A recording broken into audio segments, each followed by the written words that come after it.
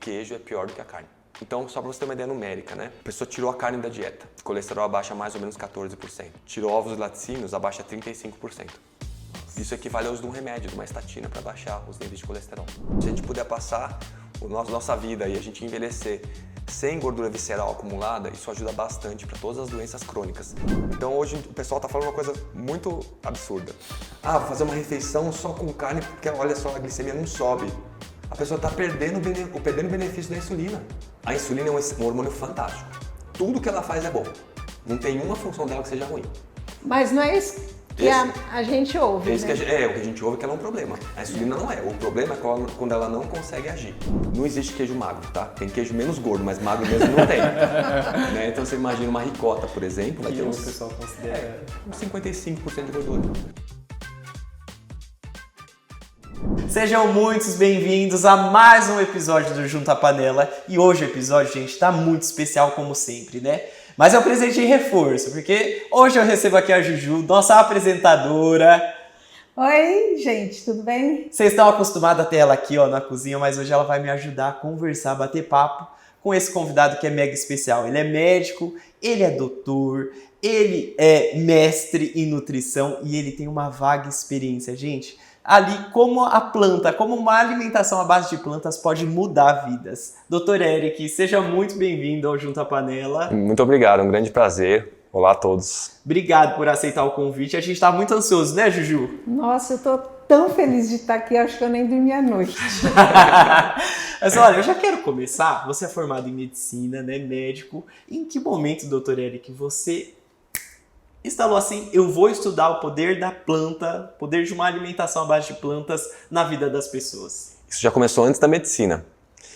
Na minha adolescência, eu acompanhei um grupo de médicos que eles faziam alimentação macrobiótica, que era uma alimentação que foi muito bem aproveitada por muitas pessoas na década de 70, 80. Hoje ela não é tão expressiva. E esse grupo de médicos, eles tratavam pessoas com doenças graves, pessoas com diabetes, com câncer, com situações que já tinham algum grau de, digamos, desengano na medicina e com resultados que a medicina não tinha naquele momento. E eu tive o prazer de acompanhá-los por alguns anos. Então eu entrei na alimentação, isso foi em 1992. Nossa! Faz 32 anos, mais ou menos? Não, 32 anos. Gente, quanto tempo. Que foi quando eu entrei na alimentação, que era plant-based, era vegana, mas eu não sabia, não tinha esse nome, não tinha o termo. Gente, Era macrobiótica. Era macrobiótica, porque a macrobiótica ela tem 10 tipos de dieta, o clássico. E as dietas padrão, que são as mais limpas ou puras, como eles chamam, são veganas. Não vai nada de queijo, de ovo, de carne. Eles só liberam alguma coisa de ovo ou peixe quando a pessoa já está muito bem ambientada com a saúde dela e a alimentação simultaneamente ali encaixada. Aí eles fazem algumas exceções. Mas como eu buscava muito a saúde, né, foi o encontro. Eu fui seguindo com o perfil plant-based mesmo. 92, eu acho que eu nunca... Gente, eu acho que eu nunca conheci uma pessoa há tanto tempo assim, E nunca, assim, doutor, nesse tempo, você manteve a primeira vez que você decidiu ali. Vou ter esse tipo de alimentação, você manteve até hoje. Eu mantive, mas óbvio que tinha alguns momentos ou outro que uma coisinha ou outra entrou. Né? Principalmente na faculdade, um momento de plantão, que às vezes você tá num lugar e fala, putz, não tem nada. Daí, putz, vai um pão de queijo, alguma coisa assim. Mas eu sempre tive quase uma repulsão, assim, por conhecer o que existe ali da parte química, né, desses produtos, de utilizar. A minha entrada não foi pelos animais, tá? Foi pela saúde mesmo. Você quer perguntar, o seu chamariz foi a saúde? Foi a saúde. Mas foi a sua saúde? Você tinha alguma necessidade especial em relação à saúde? Ou pela saúde das outras pessoas? Então, eu não tinha nenhuma doença específica, eu era adolescente ainda naquele momento, né? Quantos anos você tinha? Eu tava bem, né? Eu tava no terceiro colegial. Olha, gente, já tá com 17, 16, né? Exato. Porque geralmente as pessoas acabam abandonando algum tipo de alimento quando elas sentem a necessidade, estão doentes, né? Mas não foi o seu caso. Não, eu tive um chamado interno de buscar algo ali além. E você imagina que naquela época o pessoal não falava de alimentação saudável ainda. Eu lembro que no cursinho o professor falava que uma refeição saudável era um hambúrguer com suco de laranja, porque o pão era o carboidrato, a carne ia ter proteína e gordura, o alface ia trazer algumas vitaminas e o suco de laranja ia trazer as vitaminas, né? Então, isso bastava, você podia viver de hambúrguer. Né? E era assim a detalhe, ideia. uma faculdade de medicina, né? Não era qualquer faculdade. Ah, não, mas isso foi no cursinho. Mas na faculdade não era muito diferente também, né? Porque década de 90 ainda... Era outra a percepção era de mundo, outra. né? Não tinha sustentabilidade, não tinha... O alimento integral in natura não tinha muito esse apelo ainda. E a informação era bem distante, né? Para chegar a algo lá de fora, tinha que vir muitos processos pra gente ter. Gente de 92, doutor. E aí, desde então... Aí você teve essa ideia, você teve o conhecimento dessa alimentação antes de entrar na faculdade. Antes de entrar. E aí, você sempre quis ser médico? Como que foi? Eu já queria ser médico, e por conta disso, esses médicos que eu acompanhei me deixaram participar de atendimentos com eles, né, que foi muito enriquecedor. E os meus pais são médicos também, não apoiavam, claro, né, o que fazia, foi um estresse.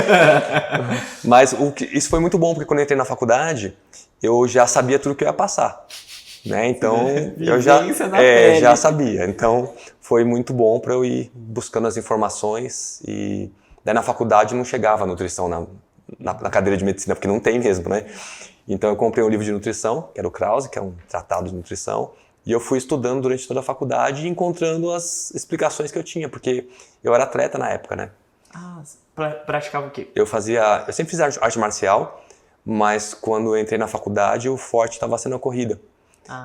Então eu tinha corrida São Silvestre no ano que eu entrei na faculdade, e daí na faculdade eu corria 5.000 metros, 1.500, que é o que tinha, né, de competição. Então isso foi um ponto legal, o pessoal não podia falar que... Você já mostrava na prática que funcionava, muito antes. Sim. E falando em esportes, como que era o seu suporte de proteína? Porque hoje o que a gente mais vê é as pessoas, mas você não come carne, é proteína. Outro dia na academia, eu falei que era vegana, o personal, ele ficou branco. Ele falou assim, mas como? No mundo de hoje, né? Imagina naquela época. Naquela época eu nem pensava na proteína. Porque assim, quando você monta a alimentação, a macrobiótica ela tem um olhar filosófico. Sim. O olhar dela não é bioquímico dentro da ciência. Ele veio de uma questão do yin e do yang, das polaridades, então tem toda uma questão filosófica para montar a dieta. Se você não souber filosofia, você não monta. Não é a bioquímica. Então, como era uma coisa já que vinha de uma ancestralidade, o pessoal passava, olha, o pessoal fica bem fazendo isso. E até foi interessante, porque quando eu comecei a macrobiótica, eu emagreci 7 quilos. E eu nunca fui acima do peso. Eu desnutri mesmo, porque eu não sabia que eu podia comer à vontade. Eles me explicaram como é que tinha que ser a sequência do que ia comer. Eu seguia a sequência e parava, né? E falei, não, só na próxima refeição agora. Era super rígido. E aí com isso eu fiquei desnutrido. Tinha hipoglicemia, passava mal, né? E aí depois eu entendi que eu podia comer quantas vezes eu quisesse, aquela ordem toda, né? Porque tem uma proporção de alimentos. A macrobiótica não é à vontade. 60% é arroz integral, 20% um outro cereal integral. E os 20% que sobram, legume, verdura, fruta... feijões, mas são quantidades restritas desses alimentos. A base é o cereal. Então, quando eu comecei a comer à vontade, aí voltou a força, voltou toda a parte de energia, e eu comecei a fazer mais atividade física, que eu tive que parar nesse começo, não tinha força para fazer nada. Mas não desistiu. Não desisti. E aí foi muito legal, porque eu cheguei lá para o grupo de médicos, né, falei assim, olha, eu posso começar a fazer mais atividade física? Eles falaram assim, uma atividade leve pode fazer. Eu falei, mas e uma coisa mais intensa, posso fazer? Uma leve não vai ter problema. Eu vou ter que descobrir sozinho. E aí eu vi por quê. Eles só tratavam pessoas de muita idade, muito debilitados. Então eles também não sabiam a resposta. E aí depois de um pouco tempo eu estava correndo 20 km de assim dia não, fazia boxe, capoeira, kung fu. Nossa. E a dieta à base de cereal. Então eu já sabia que a proteína não ia ter problema, pelo menos pro meu corpo, porque eu estava com bastante massa muscular, estava super bem. E não suplementava nenhum tipo Nada de suplemento. Não, nem B12, olha só que responsabilidade. Nem B12, porque na época eles não falavam. E eu fico pensando, e hoje tem aquela necessidade, não sei se você já viu, tem uma paródia assim na internet que fala assim, daqui a pouco os mercados, esse arroz tem proteína? E quantos de proteína tem nesse arroz? Porque tudo o pessoal está injetando, olha, isso aqui tem tantas gramas de proteína. Então você, assim, viveu muito bem o seu ápice de prática esportiva, de estresse ali na faculdade, né? Vivendo ali a base de cereal, a principal fonte, o cereal. Sim. E foi bem interessante porque depois de um tempo eu passei por uma outra dieta chamada higienista, que é um outro perfil que ele é quase todo cru. Ele é 80% cru, né? E a base toda natural e integral. Então, desde cedo que eu percebi, a macrobiótica faz quase uma lavagem cerebral na gente, né? Olha, tudo tem que ser in natura, nada de corante, aromatizante, conservante. Então, isso é um ponto forte da macrobiótica. Quem faz, geralmente, não quer nada com a química, né, do industrializado. E o higienismo foi esse mesmo princípio, só que com uma distribuição de dieta bem diferente. Plant-based também, né? Total. E no seu corpo você sentiu alguma diferença Eu entre uma senti. dieta e outra? Eu senti que o cru deu mais vigor, mais recuperação pro treino, né? Então foi diferente, sim. E não faltou proteína também? Não faltou proteína também. E essa foi por um tempo ou você foi só esse processo de higienização mesmo e você voltou para outra Não. ou você aplicou por um bom tempo? Arrisca mesmo, eu fiz 2 anos, Nossa. sem nada de sal adicionado, né? Que foi a parte mais difícil. Mas isso foi pós-faculdade. Não, foi durante a faculdade. Nossa, é um herói, Consegui. Na faculdade a gente consegue o quê? Gastrite, geralmente, ó, o doutor conseguiu uma dieta 80% crua. Porque assim, sempre foi uma prioridade para mim essa parte. Então, assim, eu já tinha habilidade com a cozinha de organizar tudo, né? Então, putz, vai ter plantão, a gente já organiza tudo para poder... Já leva a né? marmita. Eventualmente, quando não tá muito difícil a rotina, a gente acaba deixando um pouco mais escasso, mas o higienismo é fácil porque pelo menos uma refeição no dia era só fruta. Então já garantia. Pegava 8 bananas, colocava no banco do carro e ia comendo até eu chegar no hospital e ia indo, né? Falando em uma refeição só de fruta, eu tenho visto muitas pessoas com medo da fruta. Mesmo entre os vegetarianos, eu já tenho visto o crescimento dessa linha. Ah, não, tem que comer proteína, tem que comer gordura, mas a fruta aumenta a insulina, então não pode. Fruta em jejum, nem pensar. E a pessoa não é diabética, né? E você não teve problema nenhum comendo só banana, era em jejum, E procede isso, né? comia proteína antes para não levantar a insulina. É que é o seguinte, o que acontece hoje? A insulina é um hormônio fantástico. Tudo que ela faz é bom. Não tem uma função dela que seja ruim. Mas não é isso que a gente ouve, né? O que a gente ouve é que ela é um problema. A insulina não é. O problema é quando ela não consegue agir. Que a gente chama isso de resistência à ação da insulina. E a resistência à insulina não tem nada a ver com carboidrato. Quando eu como carboidrato, a insulina sobe, ela faz vasodilatação, ela ajuda a glicose do sangue a entrar nos tecidos, ela ajuda a baixar a pressão arterial. Ela tem efeito no cérebro, ela aumenta a sua neuroplasticidade, aumenta a parte de memória, né? Ela só tem efeito positivo.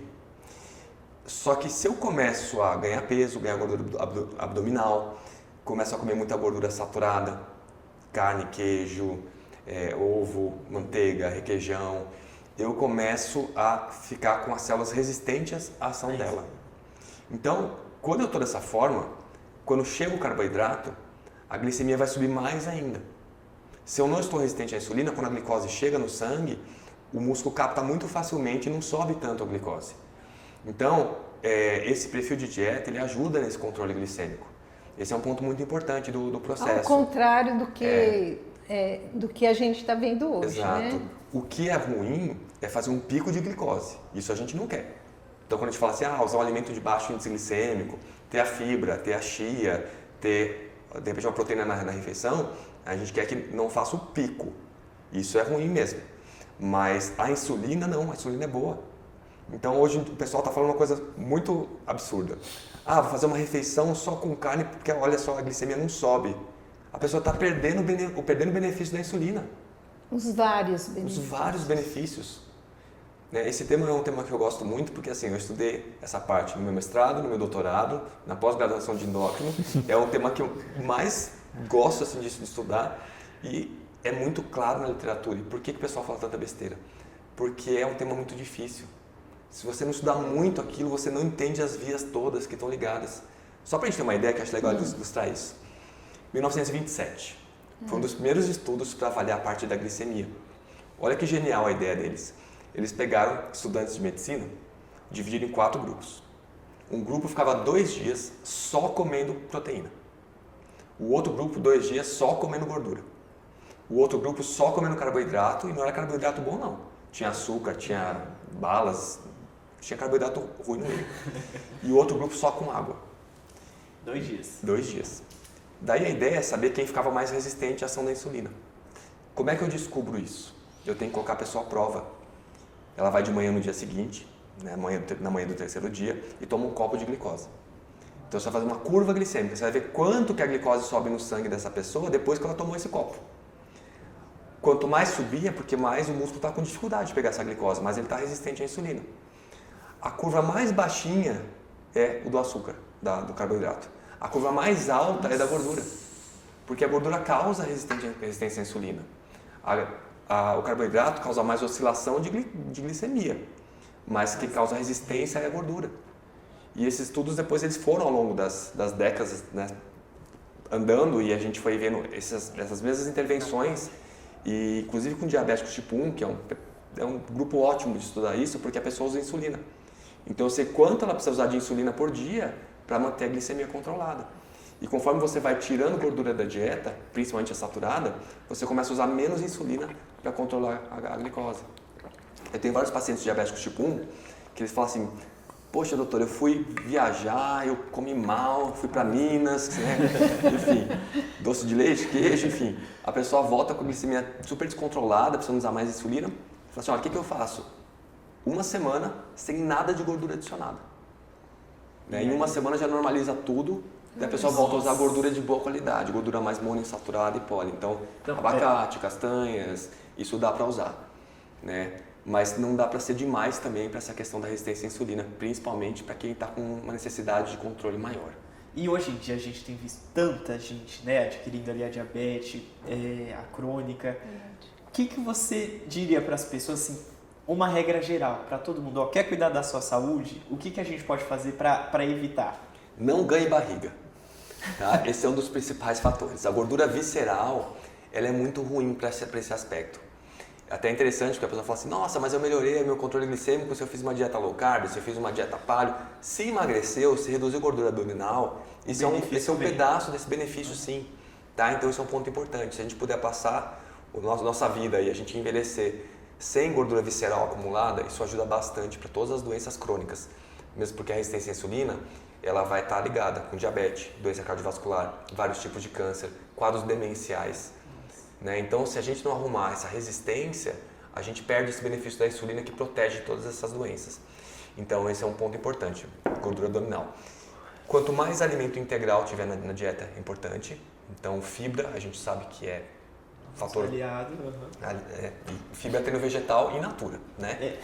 Começou a processar demais, a gente está tirando a fibra do produto e os fitoquímicos, toda a química que está em volta, né?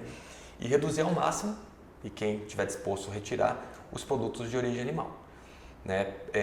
E dos produtos de origem animal é muito interessante, porque quando a gente olha para algumas situações, o queijo é pior do que a carne. Né? Quando a gente olha as tabelas nutricionais, aliás, isso é uma briga, né? Porque o pessoal fala assim: não, você está falando de gordura saturada, mas tem muitos tipos de gordura saturada.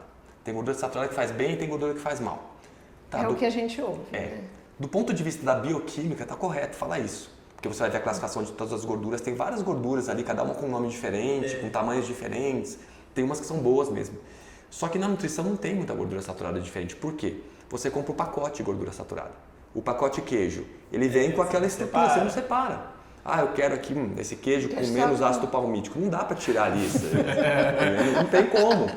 Então, nutrição é queijo, ovo, carne, manteiga, requeijão, né? Independente do que está dentro, é o pacote. Exato. Então, quando a gente vê o teor de gordura desses produtos, de forma geral, o produto animal ele é muito pobre em carboidrato, ou é ausente, ou ele tem uma quantidade muito baixa. Mas quando a gente olha os laticínios, por exemplo, quando a pessoa come um queijo, das calorias do queijo, 25% delas são de proteína, 70% são de gordura. E dessa gordura, 70% é saturada. É uma quantidade muito muita coisa. Não existe queijo magro, tá? tem queijo menos gordo, mas magro mesmo não tem. Né? Então você imagina uma ricota, por exemplo, vai ter o pessoal considera uns 55% de gordura. Né? E aí se for pensar, por exemplo, na carne, pegando as carnes gordas e magras, né, todas juntas, a gente vai ter 50% proteína e 50% gordura. e dessa gordura 50% é saturada. Então o queijo é pior. O queijo é mais viciante, né? E tem mais gordura saturada. Então, só para você ter uma ideia numérica, né? A pessoa tirou a carne da dieta. O colesterol abaixa mais ou menos 14%. Tirou ovos e laticínios, abaixa 35%. Nossa. Isso equivale a uso de um remédio, de uma estatina, para baixar os níveis de colesterol. Eu lembro quando eu fiz um exame, eu sou vegano há 1 ano e há 3 anos eu não como carne. E aí a gente come o quê? Queijo, né? Quando você tira a carne, é tudo é o queijo. comum. E é o que as pessoas, tipo, é o mais fácil, né? Assim, e quando eu fiz a transição, eu fiz o exame, ainda tava com resquício de... O colesterol não tava alto, mas é aquele que você olha assim, não precisava ter. E aí 3 meses de troca de alimentação, ele reduziu assim, tipo, de uma maneira que... É incrível. E até assim, uma dica que eu dou para alguns pacientes, quando eles estão nessa questão, puxa vida, eu tô com colesterol super alto, não queria entrar com remédio, mas meu cardiologista está em cima de mim, fala assim, olha, 30 dias de teste. Vamos fazer, a gente faz o exame em 30 dias para você ver como é que fica. Em 30 dias já baixa de uma forma absurda. Tem pessoas que falam assim, nossa, eu nunca tive esse colesterol na vida, nem quando eu era magro e fazia atividade física. Porque o colesterol, a parte ruim, que é o LDL, né? A gente até brinca, né, para o pessoal lembrar qual que é o bom e qual que é o ruim. LDL é a abreviação de logo Deus leva. A gente lembrar que que o outro é o LDR. Hoje Deus livra. Boa. Então, o LDL, o que ele responde mais é com a redução da gordura saturada. Não é com a atividade física, não é nem tanto com a redução do peso. Tanto é que todos os estudos com populações vegetarianas têm redução de colesterol. Os estudos observacionais, os estudos controlados em pessoas que não têm dislipidemia e os controlados nas pessoas que têm dislipidemia. Abaixa em todo mundo. Nossa. Né? Então, é uma coisa que assim, não é um estudo ou outro. Todos reunidos você vê redução. Um resultado. E aí o pessoal está falando que o carboidrato que faz aumentar o colesterol. Essas dietas, o pessoal aumenta o carboidrato e reduz a gordura, o colesterol despenca. A gente não tem dúvida disso. Então, até como uma regra, o pessoal saber, né? Quem está assistindo a gente que quer baixar o LDL, é gordura saturada. Todos os produtos animais. E se eu for pensar no produto vegetal, eu tenho que tomar cuidado com óleo de coco, óleo de palma e dendê. Então, palma hoje é um problema, porque a gente tem os alimentos industrializados, Isso né? que eu ia falar, Tá cheio. É muito em alta, principalmente de palma, né? Então, até a linha dos produtos veganos, é importante ver se não tem óleo de palma ali, porque... Quando você fala vegetais, não é o produto embalado vegetal, não. Né, doutor? É vegetal in natura, né? In natura, Por quê? Desculpa, Guga. Porque o pessoal, né, tem muito disso, assim, vou trocar o meu hambúrguer ali pelo hambúrguer... Assim, na questão de gordura saturada... Ainda tem um pouquinho de vantagem, não tem? Tem, é que assim, depende de como é que você faz esse vegetal. A gente pode fazer um hambúrguer vegetal fantástico, deixar congelado, deixar... não, comprado mesmo. O comprado, que o pessoal... A gordura saturada ela tem uma característica, né, que o pessoal acaba usando muito na indústria, porque quando ela está mais em temperatura ambiente ou mais para frio, ela fica mais dura.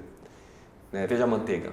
Sim. Né? Ela fica sólida. O óleo de coco, quando está quente, está líquido. Esfria, ele fica sólido. Dá mais estabilidade na receita. Exato, estabilidade na receita, a consistência. Né? Então, a pessoa fica ali na culinária usando muito esse tipo de produto. Mas para a saúde não é nada legal. O que eu ia perguntar é a questão do ovo, porque assim, muita gente já veio aqui e falou do ovo, e sempre que fala que o ovo aumenta o colesterol, as pessoas falam, não, ele tem colesterol, mas não aumenta o colesterol. O ovo, ele tem ou não tem colesterol? Ele tem ou não tem gordura saturada? Ou ele aumenta ou não aumenta? O ovo tem colesterol, tem gordura saturada e ele aumenta o colesterol. Tá? O que acontece é o seguinte, o colesterol que está circulando na gente, uma pessoa onívora, mais ou menos 80% o próprio corpo da pessoa produziu. E mais ou menos 20% veio da dieta. Só que tem pessoas que são mais responsivas à absorção do colesterol que vem da dieta e outras que são menos responsivas. Então, tem gente que vai usar ovo, vai aumentar um pouquinho o colesterol. Tem gente que vai usar ovo, vai aumentar bastante. Então, o intestino é como se tivesse um certo limite nessa absorção. Então, com isso, a gente vai ter resultados diferentes de pessoas para pessoas. Tipo, não é uma regra, é mais pela resposta do organismo da pessoa. Mas a gordura saturada por si só aumenta o colesterol, o LDL. Então, evitar ao máximo. Tirar a evitar ao gordura máximo. saturada. Porque assim, a pessoa fala assim, mas o meu colesterol alto é genético. Meu pai tem, minha mãe tem, meu cachorro tem. A gente tem muito isso. A gente Porque o cachorro come a mesma coisa que a família. Daí como é que a pessoa vai saber que ela tem colesterol genético? Primeiro, ela tem que ajustar peso, gordura abdominal, ficar 100% plant-based, alimento natural integral. Se depois disso tudo ainda tiver o colesterol alto, é porque é genético. Eu tenho paciente que é assim, a pessoa já está tudo perfeito e aquele LDL está ali em 160. Daí fala, poxa, é genético. Mas eu tenho outros que estão com 190 de LDL e faz isso e despenca para 100 o LDL. Em 30 dias. 30 Você dias. já viveu essa Já, experiência? sim. É rápido o efeito, isso que é legal. E assim, ainda mais a primeira mudança, o efeito é muito nítido. Tanto perca de peso, tanto a mudança de exame. Parece que é uma enxurrada que o corpo recebe, literalmente, assim, ó, lavando o corpo, levando tudo embora, né? Sim. E, geral, as pessoas, você propõe esse teste para a pessoa, 30 dias. Geralmente, eles voltam atrás ou se empenham a continuar? É assim, a gente vê perfis diferentes, né, de pessoas.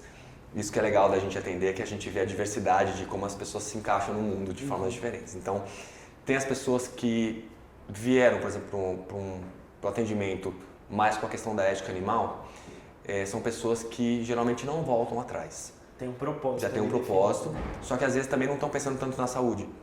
Né? Então, quando a gente pode aliar tudo, porque eu comecei pela saúde, mas depois de um tempo você vê que todos os motivos são motivos, né? A gente não vê uma coisa que seja excludente ali. Então, a pessoa que entrou às vezes pelos animais, eu já vi muita gente falando assim, eu não estou nem preocupado com a minha saúde, eu quero que os animais não sejam judiados, né? É uma forma de olhar, mas a gente fala assim, olha, mas a gente pode melhorar também a sua saúde.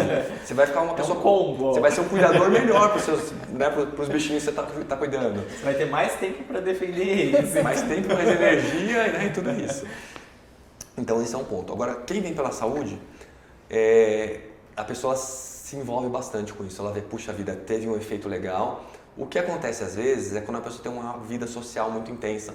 O grupo de amizades dela, a família, está toda voltada para a comida, para o churrasco.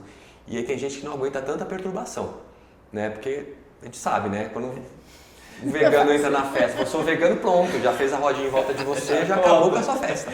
Não, eu falei que foi em novembro, foi em outubro quando eu decidi virar. Aí quando 28 dias, eu falei, vou fazer o teste dos 30 dias, se der certo, deu. Aí eu falei, perdi 5 quilos, já tive... Aí eu falei, esse negócio tá valendo a pena, então vamos continuar. Só que eu olhei o quê? Natal e Ano Novo. E a minha família é só do churrasco. Eu falei assim, gente, mas se eu passar pelo Natal e Ano Novo, nunca mais eu volto a comer. E deu certo. E aí, de fato, primeiro Natal, todo mundo olha assim. E agora a gente chega em casa, tem almoço todo vegano, sendo que só eu... Tipo, aí as pessoas vão descobrindo que o vegano é muito mais vegano do que... todo mundo pode comer, né? Aí é outra coisa, não dá pra levar um pouco só, né? Porque você tem que comer e todo mundo tem que experimentar. Então, mas é essa beleza, né? É o que eu brinco assim, se você vai levar o seu prato numa festa de onívoros, você põe lá, se serve, bem servido, depois você deixa. Não sobra. É o primeiro que acaba sempre. Ó, vamos aproveitar que a gente tá aqui. O que você trouxe pra gente, doutor? Eu trouxe uma caponata. Eu aproveitei e fiz com ingredientes do meu sítio mesmo, que eu plantei. Que legal. Então tem berinjela, tomate, tem pimentão e o que não era do sítio era uva passa, né? Azeitona. Mostra na câmera pra gente, Guga. Mostro, eu tô aqui admirando. E o tomate dá bem lá? Dá. O tomate cereja, ele dá bem fácil. O maior a gente tem que tomar um cuidado a mais, porque ele é mais propenso. Né? Nossa, ele tá muito caprichado bonitão, aqui, não hein? tá cheirosa. Juju, ó, eu aproveitei que a Juju veio hoje, gente. Juju, o que você vai trazer pra gente? Fala aí o que você trouxe aqui pra gente. Eu trouxe comer. um cracker de sementes, sem glúten, né? Porque tem o pessoal que gosta muito sem glúten, depois a gente vai falar sobre isso também. E um pão integral com psyllium. É super facinho de fazer, que eu já gravei. E eu, pra falar que eu não trouxe nada, né, gente? Você acha? Eu trouxe aqui minha maionese de soja. Na verdade é da Juju, hein, Juju? Essa aqui faz um sucesso lá em casa. Gente, se eu faço essa maionese deliciosa, você também faz. Acabou de sair lá no canal o episódio, eu e o Michelzinho fazendo essa maionese aí. Mais eu, né, Michel? Você ficou Eu só fiquei olhando, né? Mas... Doutor, pode se servir, que eu vou dar um recado pro Tá pessoal. ótimo. Juju, fica à vontade também. Vamos lá, vamos experimentar. Gente, ó, se você quer aprender a fazer várias receitas que vão mudar o seu estilo de vida, que vão te trazer mais saúde e comer com muito sabor, assina a nossa comunidade Família Vegana. Lá tem mais de 200 receitas criadas pela Juju, pela Ive. Eu e o Michel vamos criar uma ainda. Vamos. E lá você tem acesso a tudo, gente. A modos de preparo, dicas e substituições e tudo aí na palma da sua mão por um valor ó, especial para você. Mas clica no link que está aqui na descrição do vídeo, que eu tenho certeza que a nossa família vai ajudar a sua família a ter muito mais saúde e uma vida muito maior, né, gente? Porque isso aqui... Porque tá um... Geralmente eu sou fraco de colocar sal, tá? Então se não tiver no ponto, coisa você adiciona. E eu sou assim, ou eu não coloco, ou eu... Você capricha, né? Eu não tenho meio termo, Vamos ver como é que infelizmente. Mas você gosta do paladar com menos sal?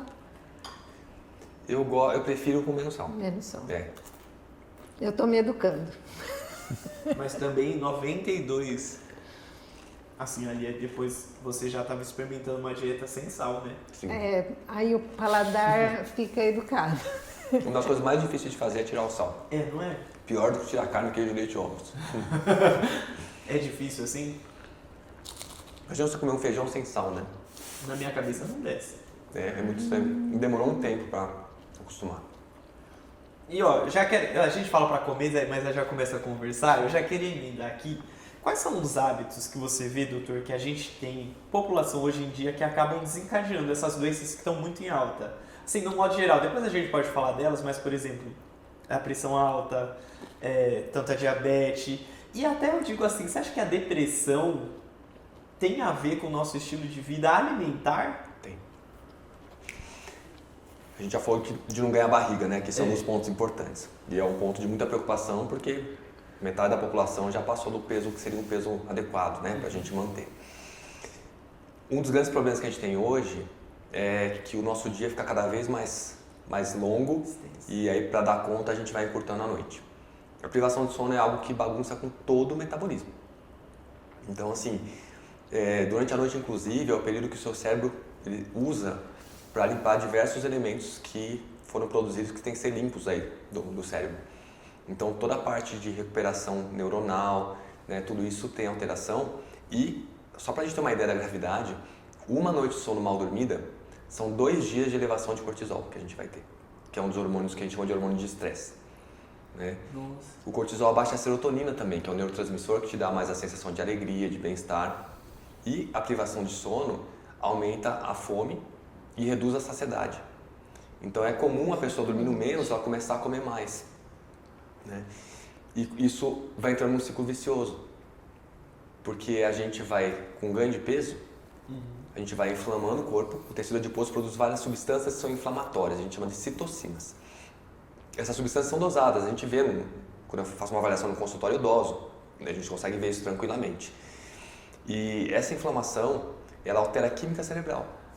Então ao invés de a gente pegar os aminoácidos e levar para formar a serotonina, por exemplo, que é um neurotransmissor que a gente quer ter um nível bom, ela desvia e vai para o outro lado. Vai formar glutamato, são neurotransmissores mais excitatórios, que causam mais neurodegeneração. Então a gente piora toda essa dinâmica cerebral. Né? Uma noite mal dormida Já altera cortisol.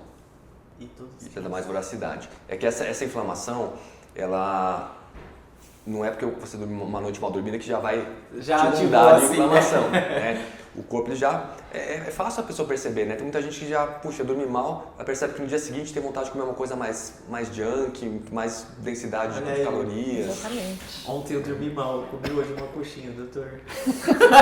De jaca, mas... Mas era frita. Era frita. Tava com aquela vontade. Dormi mal ontem. Então, assim, sono é prioridade. Tá? Eu diria que, assim, sono tem que ser inegociável na nossa vida. Né? Porque senão... Como é a sua rotina de sono? Eu tenho um cuidado no horário de dormir e de acordar. Meu horário ideal, que eu mais gosto de manter, é dormir até 9h30 da noite. E daí, acordar ali em torno de 6, 5h30, depende do como é que foi a qualidade do sono também. Né? Eu, particularmente, gosto de monitorar o sono. Né? Eu uso até o anel para monitorar também, justamente para... E é de qualidade? É. Quando você consegue? Sim, é de qualidade. Agora, o que ajuda muito também no sono? Atividade física. né? Isso tem um efeito muito positivo, que é um outro pilar que a gente precisa estar muito, muito adequado. Porque hoje em dia a nossa situação hoje é escritório, casa, ficar muitas vezes em ambiente que, né? E eu até coloco muito para meus pacientes, quando eu vejo um empresário, uma pessoa que tem uma vida muito corrida, pessoal que trabalha em mercado financeiro, né? Não tem hora para... Os que eu consigo ver que tem uma duração de vida maior, assim, em termos de qualidade mental, de saúde, da pessoa ter um equilíbrio maior, a atividade é inegociável. A pessoa acorda e faz atividade física praticamente todo dia, tem o horário de sono que é bem controlado, tem as refeições nos horários mais ou menos ajustados, senão a pessoa não dá conta de viver. Quer situação mais estressante na vida do que quando uma criança nasce?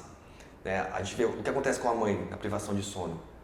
Né? O amor passa por cima de tudo. Né? Depois a mulher esquece de tudo, o homem esquece de tudo porque o amor prevalece. Mas aquilo não pode durar uma vida, né? Exato. É uma fase da vida que acho que o corpo já se prepara e consegue passar, mas não pode se prolongar. Exato.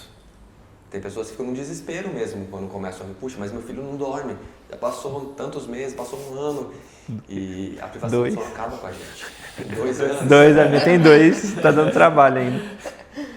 Nossa, privação do sono é uma dessas. Você falou ali da atividade física também. Tem mais alguma coisa que a gente tá... E são coisas que assim, a gente sabe, mas não coloca como prioridade, né? Tipo, muita gente sabe da importância mas a gente coloca muito obstáculo, né? Ah, mas eu tenho que estudar, eu tenho que trabalhar, tem mesmo. Sim. Mas eu vejo que a gente só coloca desculpa para tentar, será que vale a pena, né? Pra não cumprir, né, essas coisas. É que a gente vive numa sociedade que, pra gente ser saudável, a gente tem que ir contra um monte de coisa. A sociedade não é o natural dessa estrutura que foi feita pra gente trabalhar nesse ambiente, ainda mais numa cidade grande, é pior ainda. Então é achar a forma de encaixar essas atividades todas. E tem fases da vida que às vezes é mais difícil, né? Eu coloco sempre, né? A pessoa chega no consultório com uma criança recém-nascida.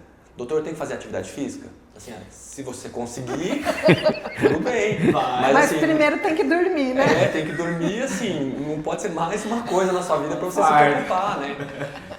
Tem que ser um escape, né? Para melhorar a qualidade de vida. Né? Tem às vezes que a gente chama de minimização de danos. Né, que é tentar, por exemplo, a pessoa não consegue fazer uma atividade física, mas ela mora num apartamento, sobe e desce de escada, né?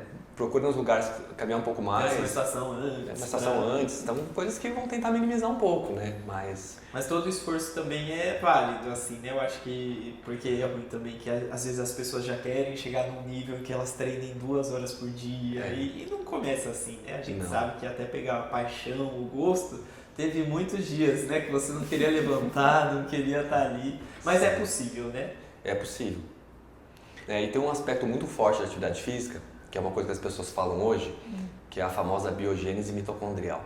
O que seria isso? A gente tem nossas fábricas de energia no nosso corpo. Né? São as mitocôndrias, elas produzem energia que vai servir para tudo. Né? Para a gente ter a sensação de bem-estar, a produção de hormônios depende delas. Então, quando a pessoa começa a envelhecer, é natural que haja já uma disfunção dessas mitocôndrias. Se a gente fica acima do peso, isso vai acontecendo também. Então, tem algumas estratégias para aumentar essas mitocôndrias e eliminar as que estão mais disfuncionais, que estão meio ruins. Eu tenho um amigo que é psiquiatra, o Catalino, ele fala o seguinte, que a mitocôndria ruim é como se fosse um carro desregulado.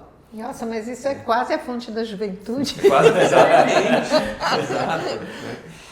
E esse carro desregulado, cada vez que você acelera, sai fumaça, ele não desempenha bem. Você imagina uma mitocôndria lá fazendo isso, gerando um monte de radical livre, né, que vai dar lesão celular. Então, quando você coloca o corpo em atividade física, você otimiza essa condição de fazer mais biogênese, de produzir mais mitocôndrias novas. Você ajuda nessa remoção. E outra coisa que o pessoal fala muito hoje é o famoso jejum intermitente. Né? Um tempo maior sem alimento, o corpo ele tem mais recursos para tirar essas mitocôndrias que são disfuncionais. Então, o que é interessante nesse aspecto é que a pessoa não precisa fazer 16 horas de jejum. Se ela está com peso adequado, ela faz o jejum noturno, fez um jantar mais cedo e tomou o seu café da manhã ali, você já tem um período... Dormiu as horas suficientes, já é jejum. Né? Tá com peso bom, se fizer atividade física ainda você está otimizando isso. Você vai perceber sempre, né? A pessoa fala assim, puxa vida, eu estou sentindo que agora o meu corpo pede o exercício. né? Parece que se eu fico sem, meu corpo já reclama e me deu uma energia, uma vitalidade que eu não tinha antes. Você está otimizando essas fábricas de energia dentro do seu corpo. E olha que desesperador, né? O que você consegue em 6 semanas de mitocôndria, né? Se você parar de treinar 2 semanas, já cai bastante, já reduz de forma significativa. Então essa constância é muito importante. Constância. É. Eu acho que toda decisão a gente, né, ter essa Então, constância. férias com treino, né? Férias com tempo. Férias andando. Só de trabalho. Eu até brinco assim, quem está precisando emagrecer, está precisando cuidar da alimentação, vai fazer uma viagem que tenha trilha, cachoeira, né? Pra pessoa ficar ali o tempo inteiro. Vai pelo prazer, pelo menos de viajar, e já também faz Foi aquele útil, exercício, agradável. né? Sim. A Renata, a gente teve um episódio aqui, quando ela ficou, a gente conversando nos bastidores, ela falou assim, você tem que fazer essa pergunta para o Dr. Eric, que até ela quer saber a resposta. Muitas pessoas falam que tem vontade de comer carne. Ela parou de comer carne e vem uma vontade absurda de comer carne. E você acha que isso tem gente que fala, isso aí é porque o corpo está precisando de proteína, o corpo está precisando de... E tem gente que fala que é mais a cabeça, é psicológico. Quando a gente tem essa vontade de comer carne, de fato a gente está precisando dessa proteína? Ou tem algum motivo para a gente ter essa vontade? Deixa eu contar uma coisa interessante, né, que a gente vê na clínica. Quando a pessoa está com uma anemia, por exemplo, por falta de ferro, ela começa a ter umas perversões do apetite. Ela pode ter vontade de mastigar gelo, comer arroz cru, barro, tijolo, Aquela do tijolo. talco. Eu tinha uma paciente que ela chegou no consultório a primeira vez com anemia ferropriva, ela falou que tinha comido a bucha de tomar banho. Né? Não tem ferro em nenhum desses lugares. Né? Não adianta. Então, assim, essa questão de, puxa, eu vou comer o que eu estou sentindo, é um pouco problemático a gente realmente assumir que aquele desejo é por conta de alguma falta de nutriente. Né? Então, do ponto de vista da vontade de comer carne para isso, a gente não vê tanto respaldo. O que eu vejo mais que acontece é a nossa condição de estrutura de como é que a gente viveu até aquele momento. Tantos anos. É uma memória afetiva. É uma memória afetiva. Eu gosto muito da imagem que o budismo coloca dentro da explicação da psicologia, né? Porque, na verdade, a parte inicial do budismo é um tratado de psicologia, né? Que o pessoal floreou um pouquinho, mas tem um puro tratado de psicologia. Eles falam o seguinte, quando a gente começa a andar no mundo, a gente vai tendo marcas. Né? Tudo que acontece com a gente é uma marca que a gente tem. Né? Então a gente vai ter uma biblioteca das nossas marcas. Tudo de bom e de ruim está na nossa biblioteca. Só que a gente começa a se identificar com essas marcas. E entra num grau grande, né, de problema que a gente começa a achar que a gente é as marcas. Só para a gente exemplificar isso, imagina que eu cheguei para vocês hoje e eu falei assim, eu estou apagando o passado de vocês, a memória, vocês não sabem mais nada, quem foi mãe, quem foi pai, né, onde vocês estudaram, que relacionamentos tiveram, você não sabe mais nada. Você vai falar assim, mas quem que eu sou? Quem sou eu? Não, mas peraí, eu apaguei coisas que você passou, não quem é você está aqui. Né? Então a gente tem essa conexão que as nossas marcas são o que nós somos. E aí o que isso vai engrossando esse caldo pra gente é que a gente faz uma conexão do meio externo com o meio interno. Então se a gente olha na roda da vida do budismo, tem uma imagem que é uma casa com portas e janelas. Então o mundo externo se comunica pelos sentidos. Então eu tenho no budismo seis sentidos, que é a visão, olfato, paladar, audição, tato e a mente. Para o budismo a mente é um órgão do sentido. Eles falam isso porque no momento de meditação você começa a ver um monte de coisa passar, você fala, nossa, os pensamentos, né? Daqui a pouco, quando os pensamentos vão aquietando, você fala, ué, eu tô aqui e não tem pensamento? Então eu não sou o pensamento. Ele está me habitando. E se a gente não souber lidar com eles também, eles levam a gente para um buraco, né? Então tem essa dinâmica de trabalho. E daí o seu mundo interno ele se conecta com o seu mundo externo. Só para a gente chegar nesse ponto, um exemplo que eu gosto de dar que é o seguinte. Imagina uma pessoa, na adolescência, apaixonada, estava ali com um namorado, e o namorado deu uma flor para ela, né? Era uma rosa, né? Laranja, por exemplo. Ela sentiu o cheiro, né? E a emoção dela de muito acolhimento, ali, envolvimento. Né? Toda vez que ela vê uma rosa ali, ela puxa aquela imagem. É como se a gente colocasse uma música de 20 anos atrás. E volta para o momento. Você volta para aquele momento, você lê onde eu estava, como é que você se sentia. Né? Então a alimentação está toda envolvida com a gente desde do nosso começo de vida. Então a pessoa tá ali no ambiente de casa, se o ambiente foi agradável, se ela gostava do churrasco, puxa, aqui é que eu me sinto viva, porque ela tá com essa alimentação interna e externa ao mesmo tempo. E a pessoa às vezes não consegue perceber o quanto isso está intrínseco. Então na hora que você tira um pedaço que é o externo, a pessoa associa com uma falta interna. E aí fica esse vazio para a pessoa, né? Na nutrição a gente vê muito isso, né? Eu falo assim que é mais fácil quando a pessoa trabalha na medicina do que na nutrição. Porque o médico às vezes fala assim, toma esse remédio, né? Tomar o remédio é fácil. Aí passa na Nutri, né? Não, esse pão com manteiga de manhã não dá. Daí a pessoa tá com o pão com manteiga, né?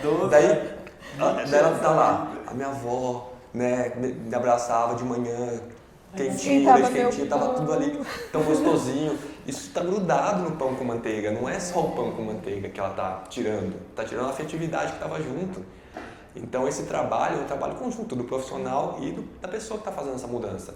E é por isso que as receitas que imitam a carne, que imitam o que faz mal, têm tanto sucesso. Sim, isso é necessário. Remetem a essa memória, né? Exato. Exatamente. Tem pessoas que ficam bravas. Poxa, mas a pessoa ali é vegetariana e vai comer um hambúrguer que tem um gosto que lembra. Mas aquela pessoa, ela se conectou com o animal. Ela não consegue mais comer porque ela viu o animal no hambúrguer. Mas às vezes ela tem a vontade do paladar, do sabor que ela conhecia antes. E aí qual é o problema dela usar algo nesse sentido? Facilita a transição, né? Facilita bastante.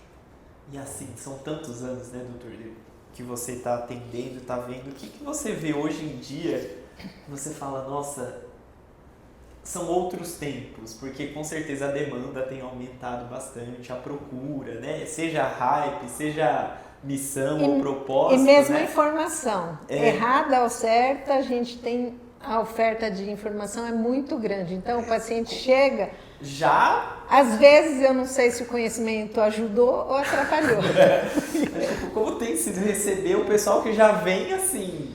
Olha, eu acho que esse comentário da Juju é perfeito, porque é um dos pontos que a gente mais tem problema no consultório.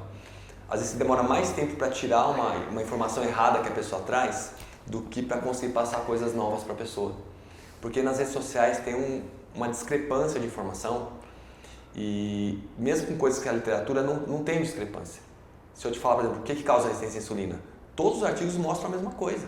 Não tem dúvida que a gordura saturada, gordura trans, LDL oxidado, né, ácido graxo livre, excesso de peso, inflamação, tudo isso causa resistência à insulina. Mas o pessoal cismou que é o carboidrato. Né? E daí o pessoal fica lá arrancando o carboidrato da dieta, né? Chega fadigado, triglicerídeo lá embaixo e a gente está lá tentando mobilizar tudo isso. Então, tem um processo educacional que é muito importante no trabalho de consultório. Eu sempre trabalhei em consultório explicando os exames para os pacientes. Eu percebi desde cedo, né? Desde que eu me formei, que eu comecei a atender em consultório, que uma das partes mais importantes do atendimento no consultório é que a pessoa entenda o que acontece no metabolismo dela. Então, parte da minha consulta eu vou simplesmente, tá vendo isso aqui? Isso tá aqui por conta disso, se a gente mexer aqui vai melhorar nesse ponto, aqui é suplemento, aqui não é suplemento, aqui tem que reduzir na sua alimentação, aqui tem que aumentar na sua alimentação.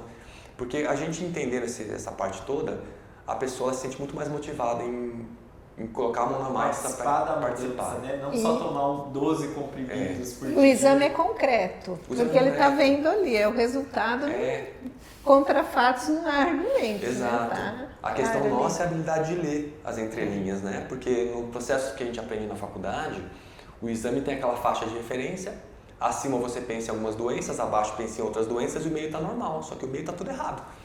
Se a gente souber fazer as conexões dentro da faixa de referência, tem muita coisa que está alterada, que são sintomas da pessoa e ela está levando o exame dentro da normalidade.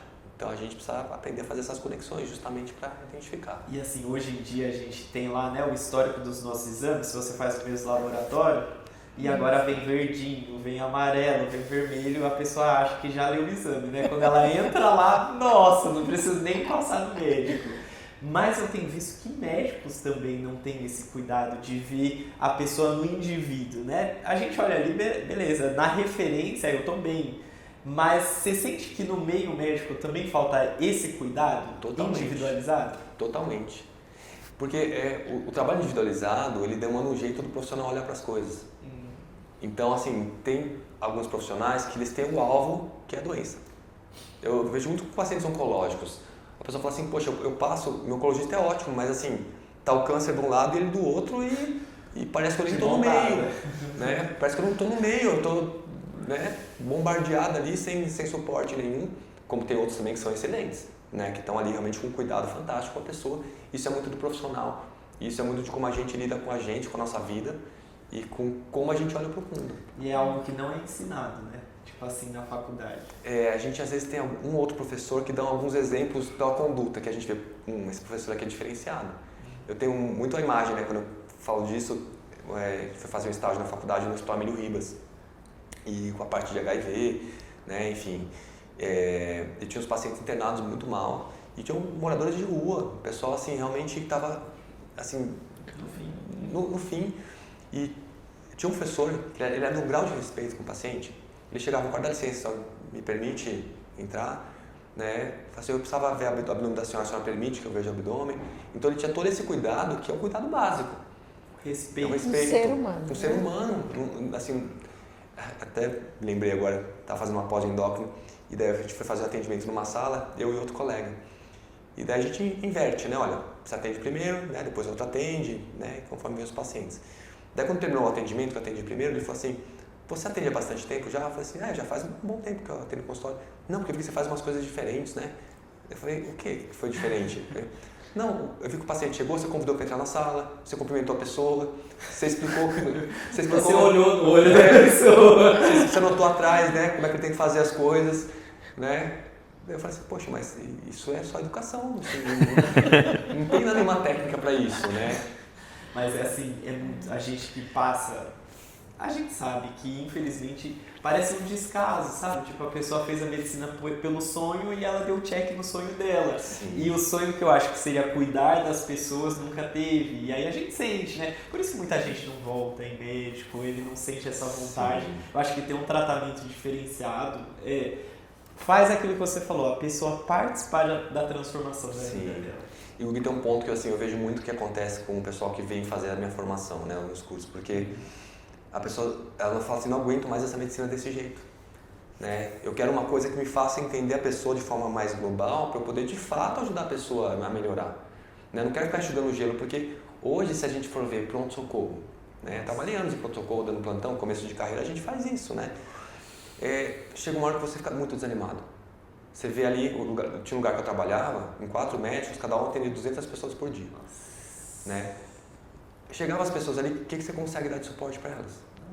Vão tirar o que está doendo mais, tá infecção, toma antibiótico aqui, tô com dor, toma esse analgésico aqui. Às vezes o médico nem levanta o olho, né? Ele tá ali, ó. Uma exaustão só também, né? Ouve o sintoma, vai, aí é isso e pronto. Só que é um sistema, então para você conseguir sair desse sistema, você tem que aprender a trabalhar de um jeito diferente também. E na faculdade não tem muito esse treinamento. É o que você falou de pessoa, né? Tipo, é propósito ali também, né? E eu queria falar agora sobre as doenças arteriais, né? Pressão alta, tá super em alta, literalmente, né? Mas uma pessoa com pressão alta, em que momento, porque a gente ouve, reduz o açúcar, ou o sal, toma água de berinjela, em que momento é saudável uma pessoa decidir tomar essa decisão? Tipo, vi na internet, vou tirar o sal, tiro o remédio e tomo água de berinjela, salvei minha vida, tô bem, só fico monitorando a pressão e vida que segue, ou tem que ter um acompanhamento ali? Sempre tem que ter um acompanhamento porque a pressão alta é um fator de risco muito importante. Você imagina que numa crise hipertensiva eu posso arrebentar algum vaso. Imagina se eu arrebentar um vaso no cérebro. Eu tenho um acidente vascular encefálico hemorrágico, né? O famoso derrame. Né? Eu posso ter um vaso no coração também que faz um rompimento. Então, a pressão alta é um ponto de muito cuidado. Então, quando a gente tem alguém já tomando remédio e a gente opta em fazer um trabalho para reduzir, né, o remédio até para tirar, a gente vai com o cuidado de verificar se as mudanças que a pessoa está fazendo estão fazendo com que a pressão reduza. Muitas pessoas, inclusive, passou por um perfil de dieta vegano. A pessoa fala assim, nossa, passou uns 2 meses eu comecei a ter tontura. Outro dia eu quase caí no banheiro. Foi medir a pressão estava baixando. Daí dá para tirar o remédio. Né? Claro que a ideia não é chegar nesse ponto, a gente quer que a pessoa perceba logo como começou a fazer, né? Porque dá um acidente ali. Mas quando eu penso no controle da pressão, eu tenho que pensar um dos pontos importantes é que eu preciso dilatar vaso sanguíneo. Quanto mais meu vaso sanguíneo relaxa, mais eu consigo abaixar a pressão arterial. Tá? Então, alguns pontos são muito importantes que fazem contrair o vaso sanguíneo. Então, um desses pontos é quando o ácido úrico fica alto. Já ouviu falar do ácido úrico, daquela doença chamada gota. Né? A gente dosa o ácido úrico no exame de sangue. E, aliás, fazendo parênteses, a gota era a doença dos nobres da corte. Eles ficavam no castelo, comendo carne de caça, bebendo vinho, engordavam e tinham as crises de gota. E o pessoal ali que estava na plebe ali, o pessoal ralando, magrinho, ninguém tinha gota. Enfim, o álcool dificulta a gente urinar o ácido úrico e o ganho de peso, a gordura visceral, faz a gente produzir mais ácido úrico. E o ácido úrico, quando vai ficando alto, ele impede a síntese de uma substância chamada óxido nítrico. O óxido nítrico é o nosso vasodilatador. Então, se eu tenho muito ácido úrico, eu não consigo fazer a vasodilatação, né?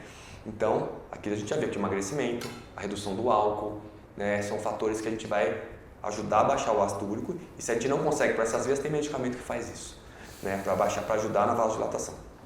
Estou ficando acima do peso, estou ficando com a resistência à insulina. Olha só, a insulina, ela faz vasodilatação. A função fisiológica dela é dilatar o vaso sanguíneo. Se eu estou resistente a ela, ela chega no vaso sanguíneo e fala assim, vaso sanguíneo dilata. Não vou dilatar, estou resistente a ela. Daí você perde a vasodilatação. Daí a pressão arterial vai ficando mais alta. A pessoa tem uma falta de ingestão de cálcio. Está inadequado o cálcio dela. Quando acontece uma baixa de cálcio, aumenta um hormônio no sangue chamado paratormônio. Esse hormônio estimula uma glândula em cima do rins, chamada glândula adrenal, e vai aumentar a produção de um hormônio chamado aldosterona.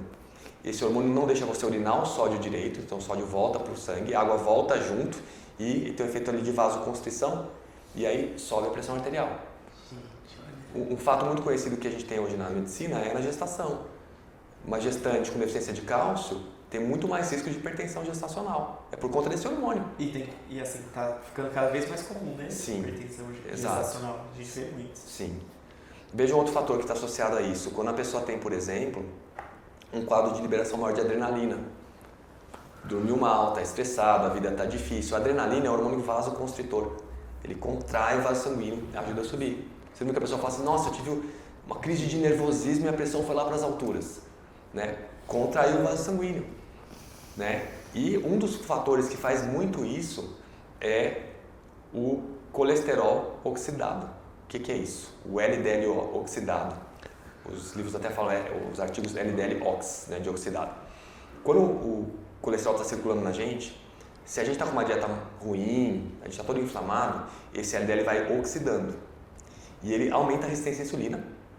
E ele vai lá nos rins e ativa um sistema chamado sistema renina, angiotensina, aldosterona. Esse sistema vai combinar com a contração do vaso sanguíneo, sobe a pressão. Só que olha que impressionante. Eu posso produzir esse LDL oxidado porque meu corpo está inflamado, mas eu posso comer o LDL oxidado. Onde tem colesterol? Queijo, carne, manteiga, requeijão. Né? E tem estudos que quando você coloca no forno, faz o aquecimento, aumenta em 500% o teor desse LDL oxidado. Aquela 4 queijos, então, é uma assassina. Então, quando você ingere esse LDL oxidado, lembrar que vem colesterol oxidado, não oxidado, vem gordura saturada, vem sódio, vem o pacote. Né? Você tem toda uma ativação muito maior desses sistemas todos.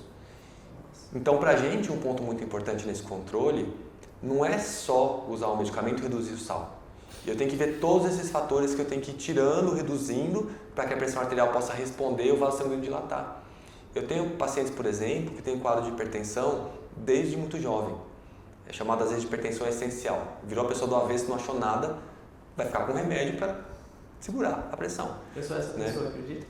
Desde os 25 anos. Eu tenho paciente nessa situação, né? A gente faz o ajuste e a pessoa fala assim, nossa, eu consegui reduzir pela metade a dose do remédio. Né? Porque eu estou tirando os fatores que estavam ali somados a esse processo. Nossa, era engraçado. A gente perguntei de pressão, achei que ia ter uma resposta assim. E olha como que tudo uma fórmula e pronto. Porque a gente espera isso. Porque a gente vê lá, tira o sal, daqui um mês você já começa a tirar o remédio e vai medir a pressão, não é? Sim. Que as pessoas falam. Mas é um estilo de vida tudo, né? Assim, não dá também só pra gente culpar o sal pra falar que a nossa pressão é alta. Sim, e tem outro fator também, Gugu, nisso aí, porque assim, às vezes o foco da pessoa é que ela tá com um excedente de sal muito, muito grande. Dela reduz o sal, nossa, melhorou. Mas e o outro que o sal tá bom e são os outros fatores?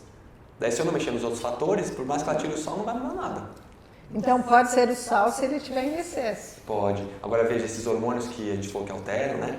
Eles fazem com que você não urine o sal que você tem no sangue. Você falou que segura o sódio? Segura o sódio. Oxida. O sódio volta, a água vem junto. É. E ainda contrai o vaso sanguíneo. Daí sobe a pressão. Gente, eu tô aqui, ó. Gente, isso aqui, ó, foi uma aula 0800, tá? Ó, pessoal, isso aí, ó, certeza que deve ter um módulo só de pressão alta, mas é bom a gente ter essa noção que nem tudo também é uma fórmula exata. O que você viu que funcionou para uma pessoa, você pode replicar livremente que vai acontecer na sua vida. E também um estilo de vida saudável influencia em todas as doenças. Em todas elas, né? Vai dar suporte, né, para o meu corpo para eu ficar melhor. Sim. Mas a gente vê, essa é a graça da nutrição e da medicina, é a gente conseguir entender o sistema funcionando. Não é o protocolo. Ah, se chegou hipertensão no meu consultório, toma esse remédio aqui e tira o sal. Não, tem muito mais coisa para olhar para ver o que a gente precisa fazer ali. Só que isso não é treinado na faculdade também. Então a gente geralmente vai buscar essas informações na fisiologia, na bioquímica e vai associando isso no consultório, que é a parte de ensino que eu gosto de fazer, né? Tanto no consultório quanto com os alunos, porque isso muda a nossa forma de trabalhar com a doença. E eu acho que deve ser tão gratificante você pesquisar, testar e ver que funciona, né? Que eu acho que motiva a fazer mais e mais, né? Sim. O resultado deve ser algo assim, ó. Eu já ouvi dizer, a gente ouve muito por aí, né? Que o glúten é o responsável pela diabetes. Então, se eu tirar o glúten, a minha diabetes sumiu. A gente já conversou sobre isso, né? Mas, assim, o glúten é o vilão, como ele tem sido pintado, ou glúten na farinha refinada. Tem vantagem em trocar a farinha branca por uma farinha de arroz branco, por uma tapioca. Tem alguma vantagem? Sempre depende do olhar que a gente vai ter para cada pedaço, né? Então, vamos pensar o seguinte. A pessoa que é celíaca, não tem discussão. Ela não pode olhar nem cheirar nem assar no mesmo forno, nem né? assar no ambiente, não pode. Glúten, porque assim, a pessoa que é celíaca, ela tem um risco muito aumentado de câncer, de linfoma, se ela tiver em contato com glúten. Então a exclusão dela tem que ser total. Aí é um caso tipo assim, vai ou vai? Exato. Não tem meio termo. Não tem. Né? Então, assim, é até importante na casa da pessoa, quem convive, também não usar. Aderir. Não levar nada para casa. Eu conheço algumas famílias que têm 2 fornos, tem 2 cozinhas até, uma cozinha só para o familiar que é celíaco. A gente brinca, mas vai gostar de pão, tem que ter 2 cozinhas na casa. Pra não abrir mão, né? Seria mais fácil todo mundo comer igual, né? Pois é. Mais barato até, fazer um só. Então, assim, existe uma outra categoria que é a pessoa que ela tem um grau de intolerância ao glúten não celíaca. Então, a pessoa, na verdade, é mais uma intolerância ao trigo, porque não dá para saber se é exatamente o glúten. Ela come algum glúten, ela se sente mal, tem desconforto, ela faz o exame todo para doença celíaca, não tem doença celíaca, então ela não se sente bem e a gente pede para que, de fato, ela fique sem, porque é pelo desconforto. Mas essa pessoa, se comer de vez em quando, ela não tem o problema como o celíaco tem, né?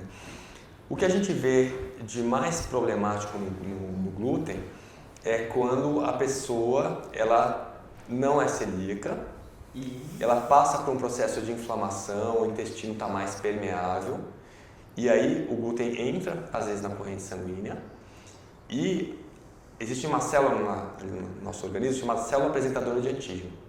Então ela vê uma gliadina, que é um composto do glúten, e fala assim, nossa, esse negócio aqui é estranho. Ela pega, fala assim, vamos ver o que é isso. Ela vai mostrar para uma célula de defesa, para o linfócito. O linfócito olha e fala assim, nossa, isso aqui é uma coisa estranha. E daí ele começa a produzir vários elementos, isso é o clássico da doença celíaca.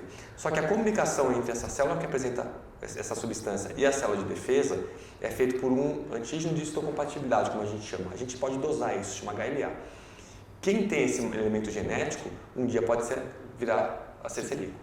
Quem não tem isso aqui, nunca vai ser celíaco. Nunca. Tá? Não dá pra dizer nunca na medicina, assim, mas 99% não vai ter. Em suma. Então, o que acontece nessa situação é que existe uma individualidade nesse processo também. Agora, se a pessoa só come coisa com glúten o tempo inteiro, o dia inteiro, a dieta dessa pessoa está monótona, né?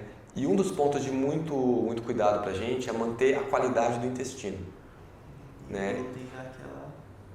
É que assim, se eu tenho uma dieta bem rica em fibras, tem polifenóis, são as substâncias que vêm em vários produtos aí, vegetais, frutas vermelhas, eu tenho uma proteção dessa camada intestinal muito maior. Então, a passagem desse elemento para a corrente sanguínea ali, que poderia desencadear essas respostas, ela fica muito reduzida, né? Então, de forma geral, seria bom a gente ter uma redução desse consumo diário, né? Mas... dentro do padrão normal, né? Das pessoas que comem de manhã, no almoço, na janta, todos os dias, só come pãozinho de manhã. Reduzir faria bem. Sim, faria. Né? E agora tem que pensar o seguinte, às vezes a pessoa vai lá, tira o glúten, mas coloca um monte de produtos que não tem fibra. Se você fizer uma tapioca, por exemplo, vai ver o que acontece com o índice glicêmico depois de comer uma tapioca. Ela é, às vezes, pior do que um pão. Né? Então, a gente tem que usar de métodos, quando a gente vai fazer isso, para também não deixar a glicemia subir tanto. Você pode colocar essa tapioca com chia, com farelo de aveia, você pode colocar fontes ali de outros nutrientes para que você possa usar isso sem ter essa explosão de glicemia. Então, aí a gente pode fazer uma equalização desse processo. E com certeza um pão integral, caseiro, é bem diferente de um pão industrializado. Sim, é até interessante a gente pensar nisso, porque você imagina, eles fazem um pão que vai durar quanto tempo na prateleira ali, né? Se a gente fizer em casa, rapidinho embolora, né? Você compra e deixa em casa e ele não embolora nunca. Exato. E veja o que acontece, esses elementos de conservação que a gente coloca, são elementos que fazem as bactérias às vezes ficarem paradas ou não se multiplicarem. Você imagina isso lá no nosso intestino, nas bactérias intestinais. Como que reage o nosso... É muito difícil, né? Algo que o corpo não está preparado para combater, creio eu, porque não é algo que vem nos alimentos in natura, né? Então, e são substâncias que são feitas justamente para não proliferar bactéria no pão, no alimento, no produto. No produto. Mesmo, né? Só que daí isso vai para o nosso intestino, então a gente tem um monte de bactéria que vai receber isso também. Elas são afetadas por esses compostos. E às vezes a pessoa fica tão assim, né? Deixa de fazer um pão, que ela sabia fazer um pão... um pão caseiro, ela sabia, sabe, o pão de forma, não é nem o integral dela, deixa de comer aquele para comprar um pão sem glúten lá da marca tal. Exato. Sem ela ter a necessidade. Ela pode consumir glúten, ela não é celíaca. E aí? E às vezes vem um produto de altíssimo índice glicêmico, totalmente empobrecido de alguns outros nutrientes, então nem sempre é uma escolha boa. E cheio de aditivos também. Que não é uma vai troca prejudicar. inteligente, né? Assim, da pessoa perder a mão só por um produto que seja sem glúten. Sim. E ele não tem essa restrição. Exato. Ou seja... Por isso eu acho que assim, a questão da avaliação nossa é ver qual é toda a situação que a pessoa está vivendo. Porque a gente quer se encaixar em regras, é muito mais fácil falar assim, corta isso que isso aí faz mal, né? Aí todo mundo... Mas... Bom, daí não teria trabalho para nutricionista. Exato. Faz um protocolo, põe lá e pronto. Todo mundo. E aquele mix de farinha sem glúten? Que saiu aí para ajudar, né? Porque a pessoa, ao invés de ficar tentando construir, ela vai e coloca aquilo lá no lugar que seria uma farinha normal. São possibilidades, mesmo porque assim, vamos supor que a gente fez ali um pão sem glúten, né? Puxa, não tem fibra. Eu posso adicionar fibra no preparo daquele prato. Né? Eu posso colocar uma salada, eu posso colocar ali um suco verde, eu posso colocar alguma coisa em cima do pão ali, né? Que tem bastante fibra. A gente pode dar uma incrementada naquela refeição em termos de fibra. Tudo dá assim, né? Tudo é pensado, é literalmente assim, não dá pra colocar uma regra, né? Não. Em cima da... Mas aí o glúten, Juju, vilão ou não? Mas isso aí dá pano pra mão. Depende. Depende. De quem come, como come, quanto come. Você consome glúten? Eu consumo pouco, mas eu consumo. Não tem a restrição não. 100%. Não tem restrição 100%. Mas essa caponata tá muito boa. E não Obrigado, está sem sal, viu? E a sua bolachinha também tá uma delícia. Vamos... Eu vou experimentar essa caponata agora. Tá perfeita. No forno normal você faz? No forno, mas eu tenho algumas regras. Então compartilha aí as dicas pra gente aprender. Comida não pode queimar. Tá? Quando a gente começa a ter aquele dourado, né, uma coisa mais queimadinha, a gente forma o que a gente chama de produtos de glicação avançada. Esses produtos a gente abrevia como AGE, AGES. e essas substâncias são muito inflamatórias. Sério? Então, se a gente consegue deixar uma temperatura mais baixa do forno, né, e ir mexendo para não secar e esturricar, isso ajuda muito a não ter essas substâncias formadas. Então, esse é o cuidado. Geralmente 180 graus deixa ele no forno e a cada 10 minutos vai mexendo, né, para poder fazer o processo de cozimento sem formar essas substâncias em maior quantidade. Nossa, eu gosto de um queimadinho. Melhor evitar então, né? Melhor evitar. Nossa, mas não perde nada, né, Juju? Eu vou experimentar aqui. A bolachinha eu pus cúrcuma, né? Então ela tá mais douradinha. Da cúrcuma, né? Da cúrcuma. Deu pra ver aqui. Mas talvez eu poderia ter deixado um pouquinho menos para não criar esse douradinho aqui.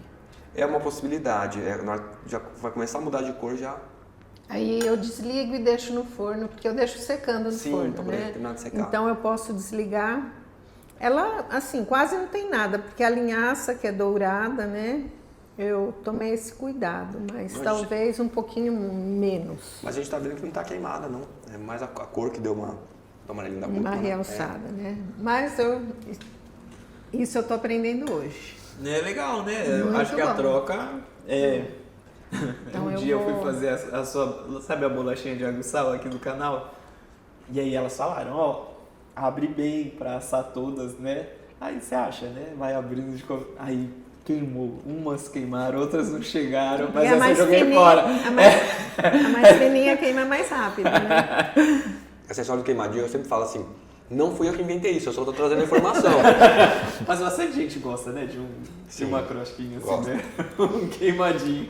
Pão na chapa, fica aquele queimadinho no pão, né? A gente pode fazer o crocante sem deixar queimar, né? Essa é que é a Tem ideia. as técnicas, né? Isso é legal. E, gente, ó, essa bolachinha aqui a Juju ensinou no canal e tá um sucesso. Tá todo mundo fazendo, todo mundo gostando. Então, eu vou deixar também esse link, gente, que isso aqui não tem erro, sério. É uma mágica também, né, Juju? É água e semente. Só. E aí uma farinha ali só pra dar um... Farinha de aveia, né? Farinha de aveia só pra dar um ponto e vira isso assim. A gente não acreditava aqui no sul. Eu falei, mas o que virou essa... A água só o suficiente, né, Juju? Pra dar aquela... Eu já vou fazer nesse final de semana. Sério. Vou pegar a receita e já vou. Doutor, essa aí é... Não precisa Nossa, de óleo. Delícia mesmo. E é muito nutriente, é muito gostoso. Você sente a saúde entrando junto com a bolachinha. É que quando você começa a fazer escolhas melhores, o seu paladar vai mudando também. Vai. Então, quando você come alguma coisa nutritiva, tem um sabor especial. Para mim, eu faço essa relação. Eu consigo comer com prazer. Porque às vezes alguma amiga fica me zoando assim, né? Ah, isso você não come, você não sabe que você tá perdendo. Eu falei, você que não sabe que tá perdendo.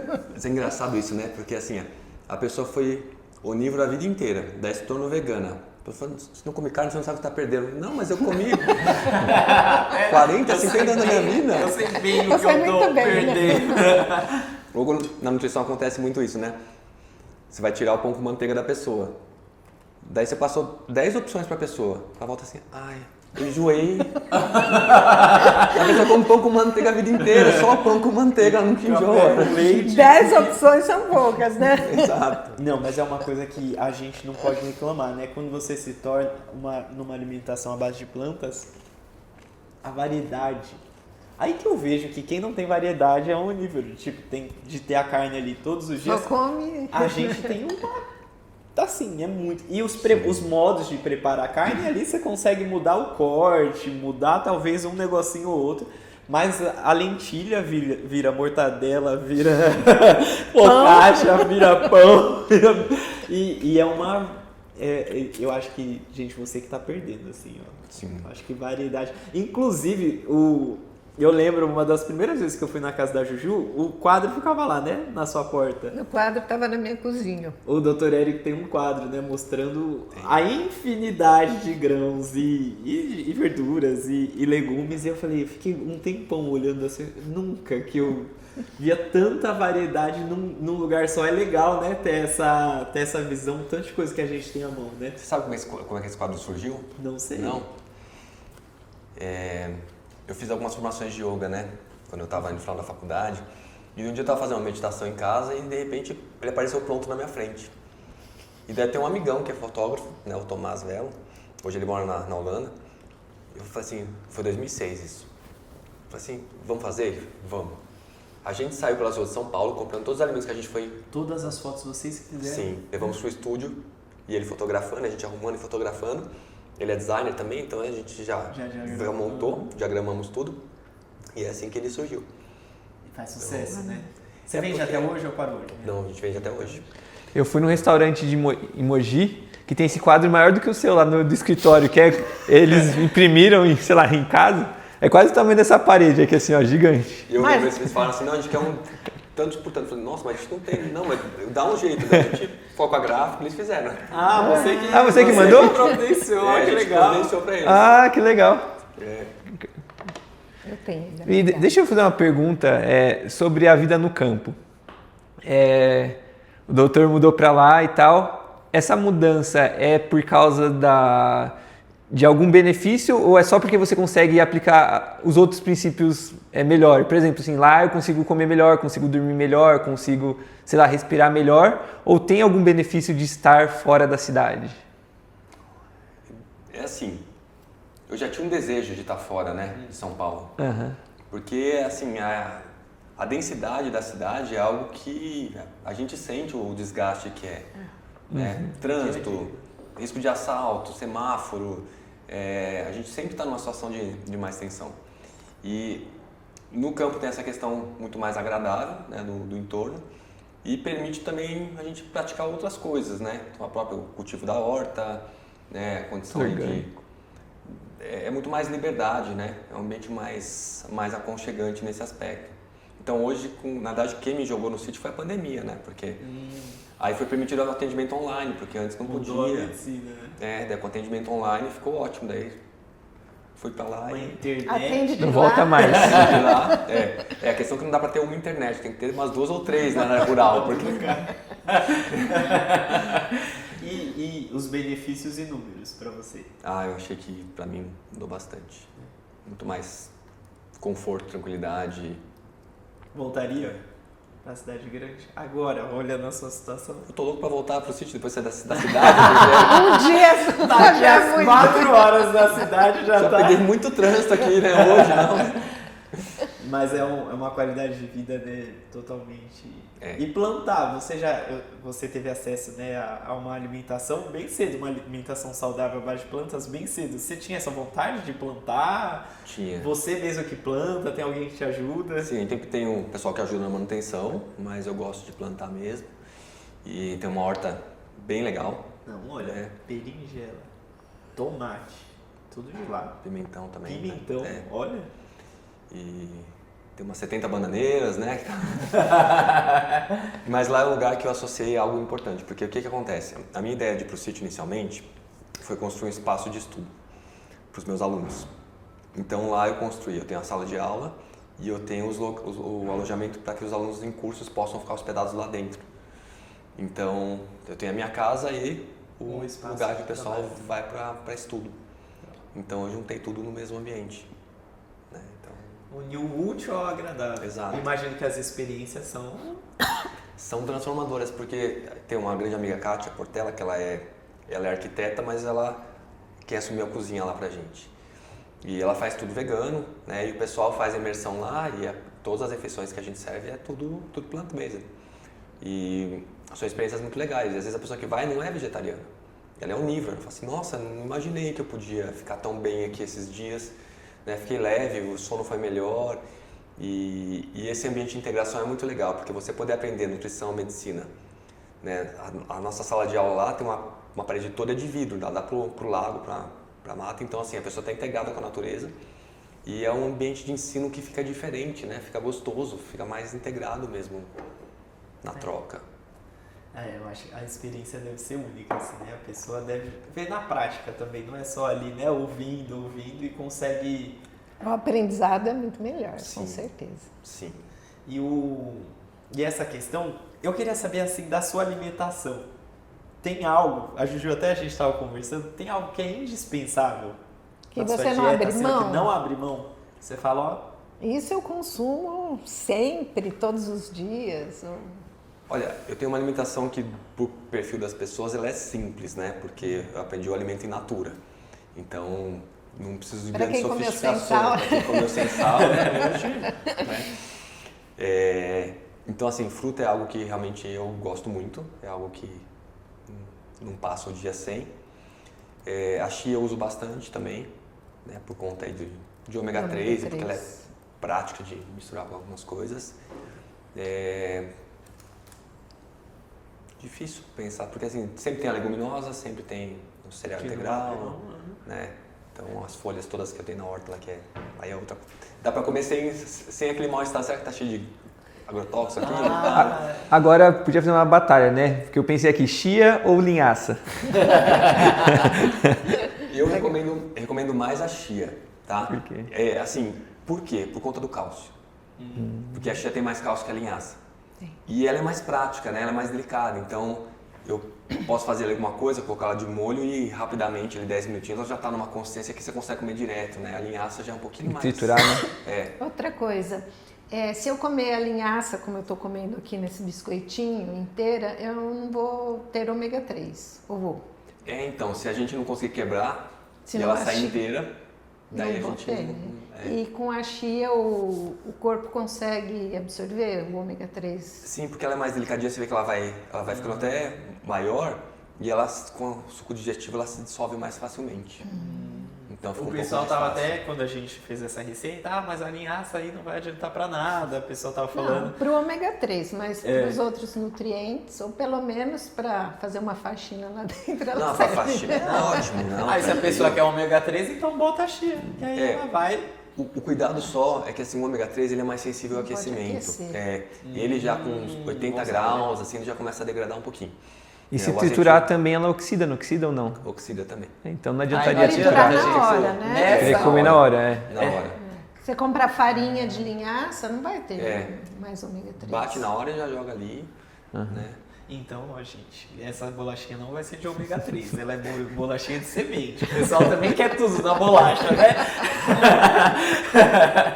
O pessoal tem, mas também, ó, eu falo assim, a pessoa, quando ela não é vegana, ela come tudo, né? Ela não quer nem saber, vai na padaria, não sabe o que tem, assim, sabe que o recheio é de tal coisa, mas não sabe a farinha que tá ali, não sabe o óleo, se foi Tem manteiga. aditivo, assim, não Aí tem. quando é o vegano, a pessoa quer saber tudo, né? Ela quer saber qual é a farinha que tá ali dentro, qual que é a qualidade, se é o tofu, se é o firme, se é o... Ah, mas é o orgânico ou não é? E a pessoa ali tá na padaria comendo um pão que ela não sabe nem se é com banha, com manteiga, com água, mas você sente isso, a pessoa tem aquela necessidade, Sim. né? E o pior é aquela pessoa que tem preconceito com a alimentação vegana, né? Daí ela vai num lugar, né? Pede um arroz, feijão, daí o pessoal vê... Era vegano isso aqui? Eu não sabia que era vegano. Senão não ia ter pedido. Esse feijão é vegano. E aí o critério fica lá em cima, né? A pessoa... Você falou que consegue comer ali da sua própria horta. A gente comentou também a questão dos orgânicos e dos... Como que chama? Os agrotóxicos. Então, porque assim, os orgânicos, eles não estão acessíveis a todas as pessoas, a todos os veganos, a todos os plant-based. E eu não sei se você lembra, mas eu fiquei marcado uma época que o Fantástico ele fez uma denúncia de uma feira que era orgânica E não. e descobriram que nenhum produto era orgânico. Assim, a pessoa vendia, a feira toda era orgânica e umas 4 barracas na feira não eram orgânicas. E a pessoa iludida, né? Mesmo que não é acessível, quando é acessível a gente não tem a certeza se é orgânico Se não ou plantou, não, né? se não plantou, mas como que... Porque aí tem gente que vai no extremo, né? Ah, vou ficar comendo verdura cheia de agrotóxico. Então, às vezes a pessoa prefere, vou comer um industrializado porque pelo menos não tem agrotóxico, né? Ledo engano, né? Porque a gente vai... Da onde vê essa planta que ela tá usando ali, né? E mesmo a carne, né? O animal se alimentou de alguma coisa que não era orgânico, de uma soja transgênica, e isso ele carrega na gordura dele. Sim. E aí, então, é melhor comer a verdura com agrotóxico do que outro tipo de alimentação. Exato. Interessante que os estudos têm mostrado justamente isso. Que esse aumento de verduras, de frutas, tem benefícios para a saúde, mesmo que não seja orgânico. Então, comparado com os outros produtos, né? Não tem verdura orgânica, não vou comer nada de verdura. É melhor você comer do que ficar sem. O benefício é maior comendo. Eu já vi uma pessoa falando assim, eu fui no mercado comprar água, não tinha água no pH que eu queria, eu fiquei sem tomar água. É isso. Né, então... O benefício, então, ali do orgânico, óbvio, se você tiver um orgânico, excelente. Mas com agrotóxico, entre não comer e comer com agrotóxico, vai no... Infelizmente, comer com agrotóxico dá efeito melhor para a saúde, porque você tem outras coisas que o vegetal traz, de fibra, de fitoquímicos. Agora, uma coisa legal do orgânico é porque, assim, você imagina o que acontece numa monocultura. Você foi lá e plantou uma planta só por hectares e hectares. Aí chegou a praga, entre aspas, o inseto que gosta da planta, fala, nossa, que banquete! E não tem predador para ela, porque não tem biodiversidade, não tem o predador. Então toda monocultura vai precisar de agrotóxico, né? Você vai ter que usar veneno ali, senão o produto não anda. E quando você tem a questão do orgânico, o que é legal é que vai chegar um pulgão ali, vai chegar um bichinho para pegar, né? E isso faz com que a planta produza mais substâncias para se proteger do bicho. Então ela aumenta a quantidade de fitoquímicos, que são substâncias que são muito benéficas para a nossa saúde. Então isso otimiza a concentração da planta. Incrível. Então, isso é bem legal. Lá em também. casa, em Votorantim, a gente tem um espaço, aí a gente tem milho, mandioca, que é o mais fácil, que a gente fica lá o tempo todo, então dá pra controlar melhor, mas gente, como é diferente, né? E aí agora a gente pegou a horta, quando meu pai conseguir ficar lá direto, aí vai, porque a horta precisa daquele cuidado, mas como é diferente, né? Você comer uma coisa ali do pé, o sabor é outro, né? Assim, quando você vê um milho com aquele duro, né? E você tem uma relação com aquele alimento, né? Mas o plantar, o tirar, o colher é totalmente diferente, Sim, né? é envolvente mesmo. Faz parte. Mais um processinho que é bom ali pra gente amar mais, cada dia mais os alimentos, né? Sim.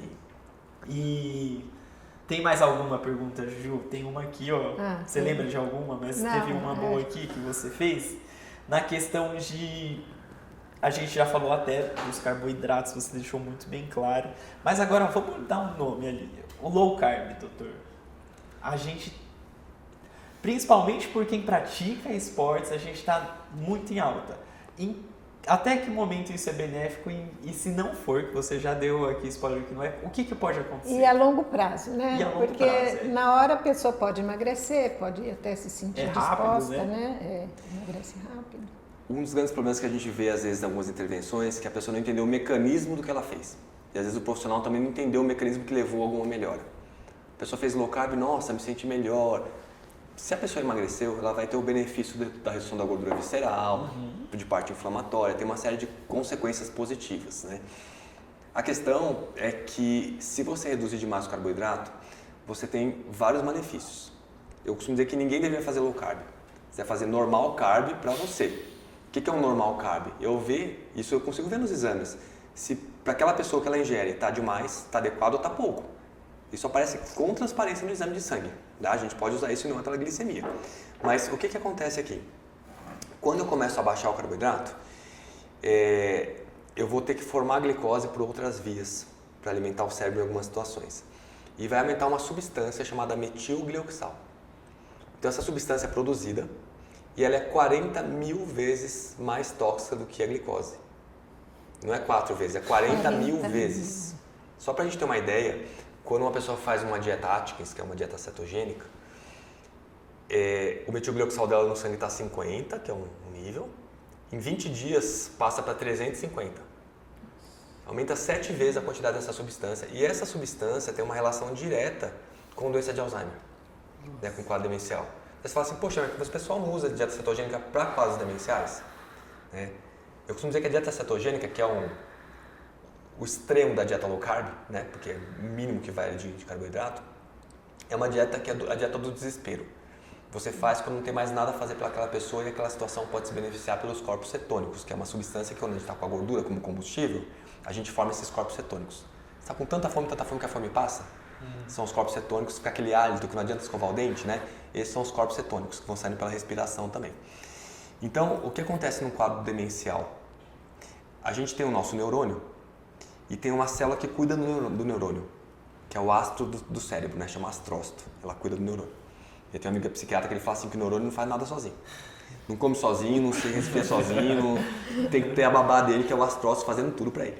Então, olha o que acontece. O astrócito, ele consegue pegar a glicose, que é o carboidrato, e fabricar a comida do neurônio, que chama lactato. O neurônio só vai se alimentar do lactato ou de corpos cetônicos, só desses dois. Então, a pessoa, no processo de degeneração cerebral, às vezes ela vai destruindo esses astrócitos. Então, o astrócito que produziu lactato não consegue mais alimentar. O que sobra com o neurônio? Corpos cetônicos.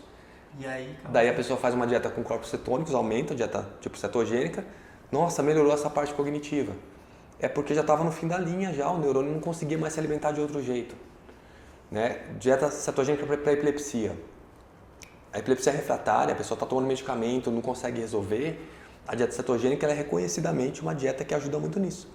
Quando você faz isso, aumenta a quantidade de GABA, que é o neurotransmissor mais tranquilizante no cérebro. Né, vai reduzir a velocidade do impulso nervoso, o cérebro fica um pouco mais lento com a gordura. Então você controla essa parte da epilepsia de forma muito significativa. Você imagina uma criança com quadro de epilepsia, tem crianças que andam de capacete, porque cai, né? Então assim, é uma dieta que a gente coloca, porque olha, o custo, né, desse processo vale muito a pena. Mas não é uma dieta de prevenção de doenças. Né? Então a cetogênica é o extremo disso. Toda vez que eu tiver mais gordura chegando na circulação, eu vou fazer contração do vaso sanguíneo. Tá? Eu vou reduzir aquele óxido nítrico que faz a dilatação. Né? Tem um estudo que com 5 dias apenas de dieta cetogênica, você tem uma contração do vaso sanguíneo da aorta em 28%. Aumenta em 28%. Então, esse é um dos pontos que a gente vê de efeitos sistêmicos. E é uma dieta que vai ter muita gordura livre no sangue circulando, isso contrai o vaso sanguíneo. Vai ter mais colesterol total e LDL oxidado no sangue. Vai ter mais gordura saturada. E a gente tem nessa condição todo um processo de resistência à insulina. Então você imagina a insulina fazendo todos aqueles efeitos bons, neuroplasticidade, memória, vasodilatação. A célula não responde a isso. Só que você não vai enxergar. Por quê? Porque você tirou a glicose, você tirou o carboidrato da dieta. A pessoa fica com uma glicemia normal, mas a insulina não faz a ação dela. Então você acaba não tendo os benefícios dela a longo prazo. Então as doenças crônicas a gente fica com uma preocupação da evolução delas a longo prazo. Né? O que às vezes a pessoa se beneficia porque ela emagreceu. Só que eu posso emagrecer com uma dieta rica em carboidrato e pobre em gordura também. Pode. O que determina o emagrecimento é a redução calórica. Não é o carboidrato. E aí a maior mentira que o pessoal fala hoje, eu vou jogar no ventilador essa mentira, tá? É que a insulina engorda. A insulina, coitada, ela aumentou porque você comeu demais. A função dela é pegar o excedente e tirar do sangue, para você não ter uma trombose ali, para não encher. Imagina, o seu sangue cheio de gordura, de glicose, não sai do sangue. Ela tem que tirar ali para te salvar. Então, ela, inclusive, é um hormônio que te ajuda a não comer. Quando você come, a insulina é produzida, ela vai até o cérebro e ela pede para o cérebro parar de comer. Ela tem o efeito anorexígeno. Então, imagina só, se eu estou resistente a ela vai lá, cérebro, para de comer. Fala, parar de comer, eu vou continuar comendo. Gente, né? E daí ela fica alta no sangue. Porque ela tá brava que ninguém ouve, ela fica gritando lá, circulando. Né? Então isso é resistência à insulina. Então a gente cria resistência à insulina com dieta low carb, com dieta cetogênica. Nossa. Só que você não percebe isso porque você tirou o carboidrato, a glicemia fica mais baixa. Daí você acha que tá tudo certo, mas por baixo tá aquela bagunça de processo de resistência à insulina. Só mascarou. Só mascarou. E ainda nesse contexto, né, pensando, né, uma coisa mais objetiva ali, performance física. O meu músculo, né, ele vai ter que fazer a contração durante a atividade e eu vou ter basicamente 3 combustíveis ali. Um combustível todo mundo conhece que é a creatina. Sim. Todo mundo suplementa. Hoje tá né? em alta. Creatina é para trabalho muscular de explosão, força máxima. Aí que ela vai te dar um gás a mais. Tá? Então a pessoa vai fazer uma caminhada, a creatina não vai servir para nada. Nem adianta. Faça uma corrida leve ou uma corrida de longa distância. Né? A musculação assim, fraca do dia a dia. Ou geralmente a musculação, quando você vai sentindo pode, queimar ali, você já tá... Porque pega bem específico pega. O músculo, leva aquele músculo à exaustão. Então pega. A creatina ali, ok. Ajuda bastante. Corrida de explosão, né? 100 metros rasos, 400 metros rasos, né? Ela vai ter um efeito ali que ajuda. Então ela é para trabalho de explosão, força máxima. No outro extremo está a gordura. A gordura tem queima lenta. Eu não consigo queimar gordura rápido. Então, se eu precisar de energia rápida, não consigo usar gordura. Então, se você quiser fazer uma corrida mais intensa, você vai ter que usar mais o carboidrato para isso. O carboidrato ele é muito flexível, porque ele vai mais para o forte e mais para o leve também. Você consegue...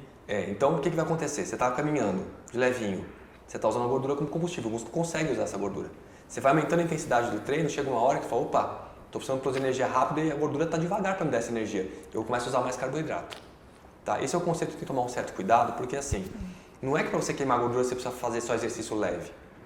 Durante o exercício, quando você faz uma coisa mais vigorosa, você vai queimar menos gordura e mais carboidrato. Só que se você tiver mais músculo depois que você fez o exercício mais vigoroso, você hipertrofiou, o músculo, no momento que você está tranquilo, vai usar mais gordura como combustível. Tá? Então, assim, não tem problema eu fazer exercício vigoroso, mesmo sabendo que eu não estou queimando muita gordura. Naquele momento. Naquele momento. Ele vai utilizar dela. Exato. Daí tem dois aspectos para a parte muscular. Então, uma delas é que o carboidrato é que vai te manter em atividade física até exaustão por mais tempo. Só para a gente ter uma ideia da importância disso, um maratonista que faz uma dieta rica em carboidrato, não é normal não, tá? É além do normal, é rica, bem rica mesmo. Ele corre 4 horas a 4 horas e meia até chegar na exaustão. Se esse mesmo maratonista, a gente reduz o carboidrato dele, aumenta a proteína e a gordura para que a caloria final seja igual. Ele corre 1 hora e meia, acabou. Reduz muito a performance do atleta. Né? Então, o atleta, pela própria característica da atividade física, ele vai ser um melhor queimador de gordura, porque ele vai ter mais mitocôndrias, ele vai queimar gordura mais facilmente do que uma outra pessoa. Mas o carboidrato dá energia muito mais rápida. Então, para esses treinos ou atividades que eu preciso de mais vigor e mais endurance, isso pode ser de grande ajuda. Isso na literatura científica é muito conhecido. E aí tem um outro ponto interessante também. Tem pessoal muito preocupado, né, com a parte de ganhar massa muscular. Proteína. A proteína vai te dar a matéria-prima para você construir o músculo. Só que o carboidrato vai te ajudar a não perder o músculo que você construiu. Tá? Então olha só que interessante isso. Vou voltar para a glicemia de novo. Né? O nosso cérebro precisa de glicose o tempo inteiro. Você já percebeu que você vai de manhã cedo colher exame de sangue de jejum, vai colher a glicemia. Fala, ué, eu não comi nada, como é que tem glicose no meu sangue? Você não pode ficar sem. Então como é que o seu corpo faz para manter essa glicemia? Ele vai contar com 2 sistemas. Um deles é o seguinte, o que eu comi durante o dia eu vou guardando esse carboidrato, essa glicose no fígado. Essa glicose guardada chama glicogênio. Um monte de carboidrato e glicose grudada. Então durante a noite você começa a soltar esse glicogênio para ir para o cérebro. Né? Então 50% da sua glicemia veio daqui, do que você teve de estoque guardado de glicose no fígado. E os outros 50%? Eu vou criar uma glicose nova a partir de aminoácidos. Então, eu vou pegar os aminoácidos circulantes, vou jogar para o fígado, vou transformar em glicose e, se precisar, eu vou destruir massa muscular para pegar os aminoácidos para transformar em glicose para alimentar o cérebro. E eu falo que ainda bem que é o cérebro que come o músculo, né? Porque o seu músculo comer seu cérebro vai dar problema. Né? Em outras palavras, né? A nossa glicemia ela é 50% desse carboidrato que estava no fígado, que é a glicogenólise, como a gente chama tecnicamente, e 50% uma nova glicose formada a partir de aminoácidos ou até da massa muscular, que é uma gliconeogênese. Se eu faço uma dieta onde eu tenho uma restrição de carboidrato, chega à noite, eu não tenho 50% para dar para cá. O que eu faço? Eu aumento o que eu destruo aqui. Então eu tenho vários atletas que chegam fissurados com a proteína, né? E a gente olha o exame e fala, tá faltando carboidrato. Mas eu estou perdendo massa muscular, por isso que eu estou aumentando a proteína. Assim, então nós vamos abaixar a proteína e vamos aumentar o carboidrato. A pessoa volta depois de alguns meses e fala, nossa, eu ganhei 3, 4 quilos de massa muscular. Gente, mas a mídia zero propaga isso, né? A indústria, sim, é zero propaga isso, né? A gente, o vilão da massa muscular é o carboidrato, né? A gente acha, olha... Dá-lhe proteína. E tem uma coisa importante que, assim, o carboidrato te protege da destruição da proteína. Tá? Então, toda vez que você faz uma dieta de menos proteína, é importante você ter um carboidrato muito ajustado.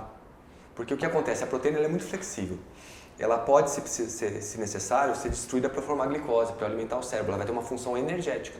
Mas eu quero a função que a gente chama de plástica. Eu quero que ela chegue e vai ser usada para a construção de hormônio, para a construção de músculo. Então, se eu dou uma carga pequena de proteína, só para essa parte de construção, eu não posso me dar o luxo dela se transformar em energia. Então, eu tenho que dar energia como carboidrato. Se eu abaixo o carboidrato, eu tenho que aumentar a proteína, porque uma parte dela vai ter que virar em glicose. Mas já dá glicose direto, porque eu preciso... Dá menos Deixa cada um trabalho pra pro sua, corpo, né? pra sua função, né? E mesmo porque essa situação tem um agravante que, assim, para que eu possa fazer essa dinâmica, tipo, para a glicose aparecer, eu vou ter que liberar hormônios. Adrenalina, glucagon e o cortisol. São hormônios de estresse que eu estou jogando para transformar essa glicose, essa proteína em glicose. Então, assim, não tem uma inteligência no processo de fazer algo assim. Nossa. Então, assim, low carb... Normal carbo para todo mundo. Esquece. Eu não quero mais carbo do que a pessoa consiga queimar para ela, né? Tem que estar equilibrado. Mas o low carb não faz sentido, porque tudo que a gente consegue com a low carb, a gente faz melhor com um perfil com carboidrato, se eu reduzir a gordura também. Um mito assim, ó, que se alguém tinha dúvida, esquece o low carb aí. Então, assim, não Pode tem comer a caso, fruta, né? sossegado, Sem culpa, né? sem culpa. E ainda mais um carboidrato de qualidade. Mas sabe que as pessoas confundem carboidrato com pão branco, com bolacha. Por isso que quando faz low carb, emagrece, porque ela vai tirar a bolacha, vai tirar o pão branco, a coxinha, e ela acha que ela tá tirando os refinados, não os carboidratos, né? Não, e tem uma coisa que é assim, né? A pessoa fala assim, não, eu tirei doce da minha vida, nossa, mudou minha vida, tirei o carboidrato. Que carboidrato você tirou? O chocolate, A bolacha. Que carboidrato é esse? Olha, eu costumo dizer que tem dois tipos de doce, né? Tem o doce e o doce cavalo de Troia.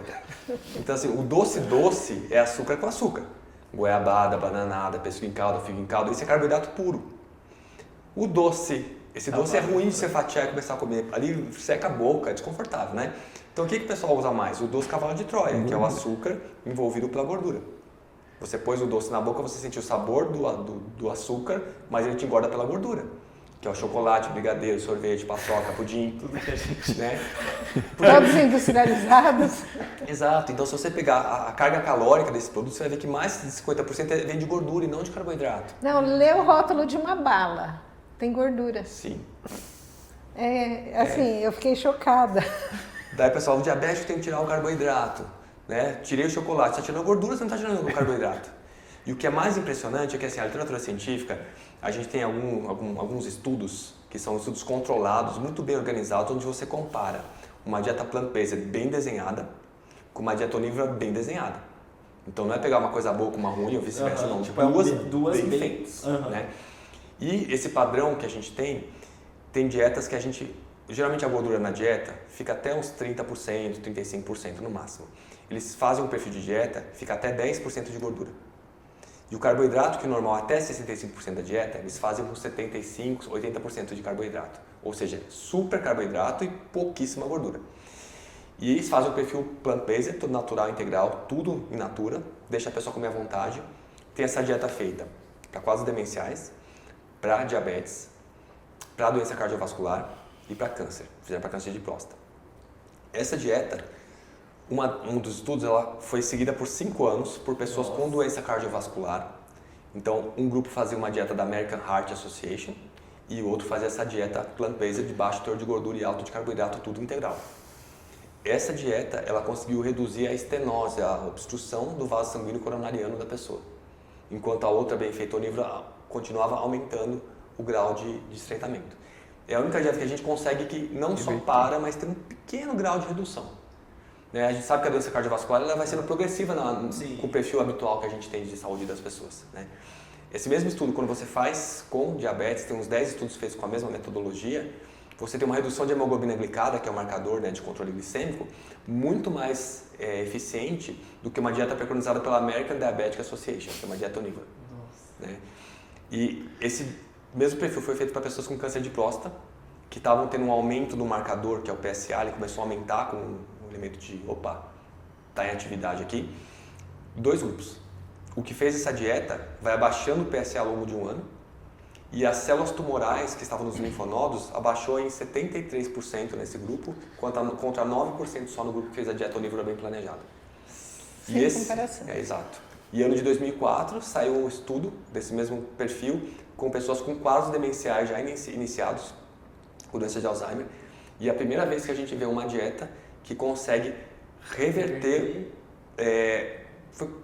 uma parte dessa população, acho que foi quase metade ali. Uma parte não evoluiu, outra parte regrediu um pouquinho e outra parte ia continuar aumentando. E o outro grupo, nenhum reverteu e a maioria foi evoluindo de forma pior. Então, assim, a gente tem estudos controlados, que é o que a gente quer na literatura. Não é eu estou vendo uma população, não, eu estou vendo uma intervenção e vendo o resultado. E longo, né? Você tem uns 5 anos, não é tipo é um estilo de vida. E eu queria saber o que você, como Eric mesmo, olhando, você tem acesso a todos esses estudos, você procura, você quer compartilhar com as pessoas através dos seus cursos, suas redes sociais. E quando você vê pessoas assim que escolhem desacreditar, como que é pra você? Eu lembro uma pessoa que ela falava o seguinte, né? Se só tivesse pessoas boas no mundo, como é que as pessoas iam pagar os karmas delas, né?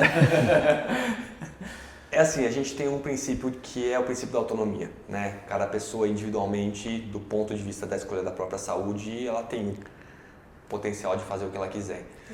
O que a gente faz é propiciar o terreno ali com as informações, com tudo que é possível, e ela opta se ela vai entrar nesse aspecto ou não. Eu acho que isso é um ponto de paz que a gente precisa ter como profissional de saúde. Sim. Porque se eu recebo uma pessoa e a pessoa não consegue fazer nada, não quer fazer nada, não é você. Não sou eu, vou fazer o máximo que eu puder para ajudá-la. Eu tenho pacientes, por exemplo, que são pessoas fantásticas. A pessoa fala assim, eu só consigo comer isso aqui, eu não mudo. Né? Mas um verdinho, não, eu até enjoo. E a pessoa não consegue mesmo. Né? Mas aí já não é com você. Então, não é comigo, né? Porque o caminho é esse, mas quem tem que trilhar é ela. Assim, é claro que a gente vai usar de todas as estratégias que a gente conhece para tentar dar recurso para a pessoa poder progredir nisso, mas tem pessoas que a gente não vão, a gente vai fazer minimização de danos. Vamos pegar um remédio para baixar isso aqui, outro remédio para baixar isso aqui, e é o perfil que ela vai conseguir seguir, né?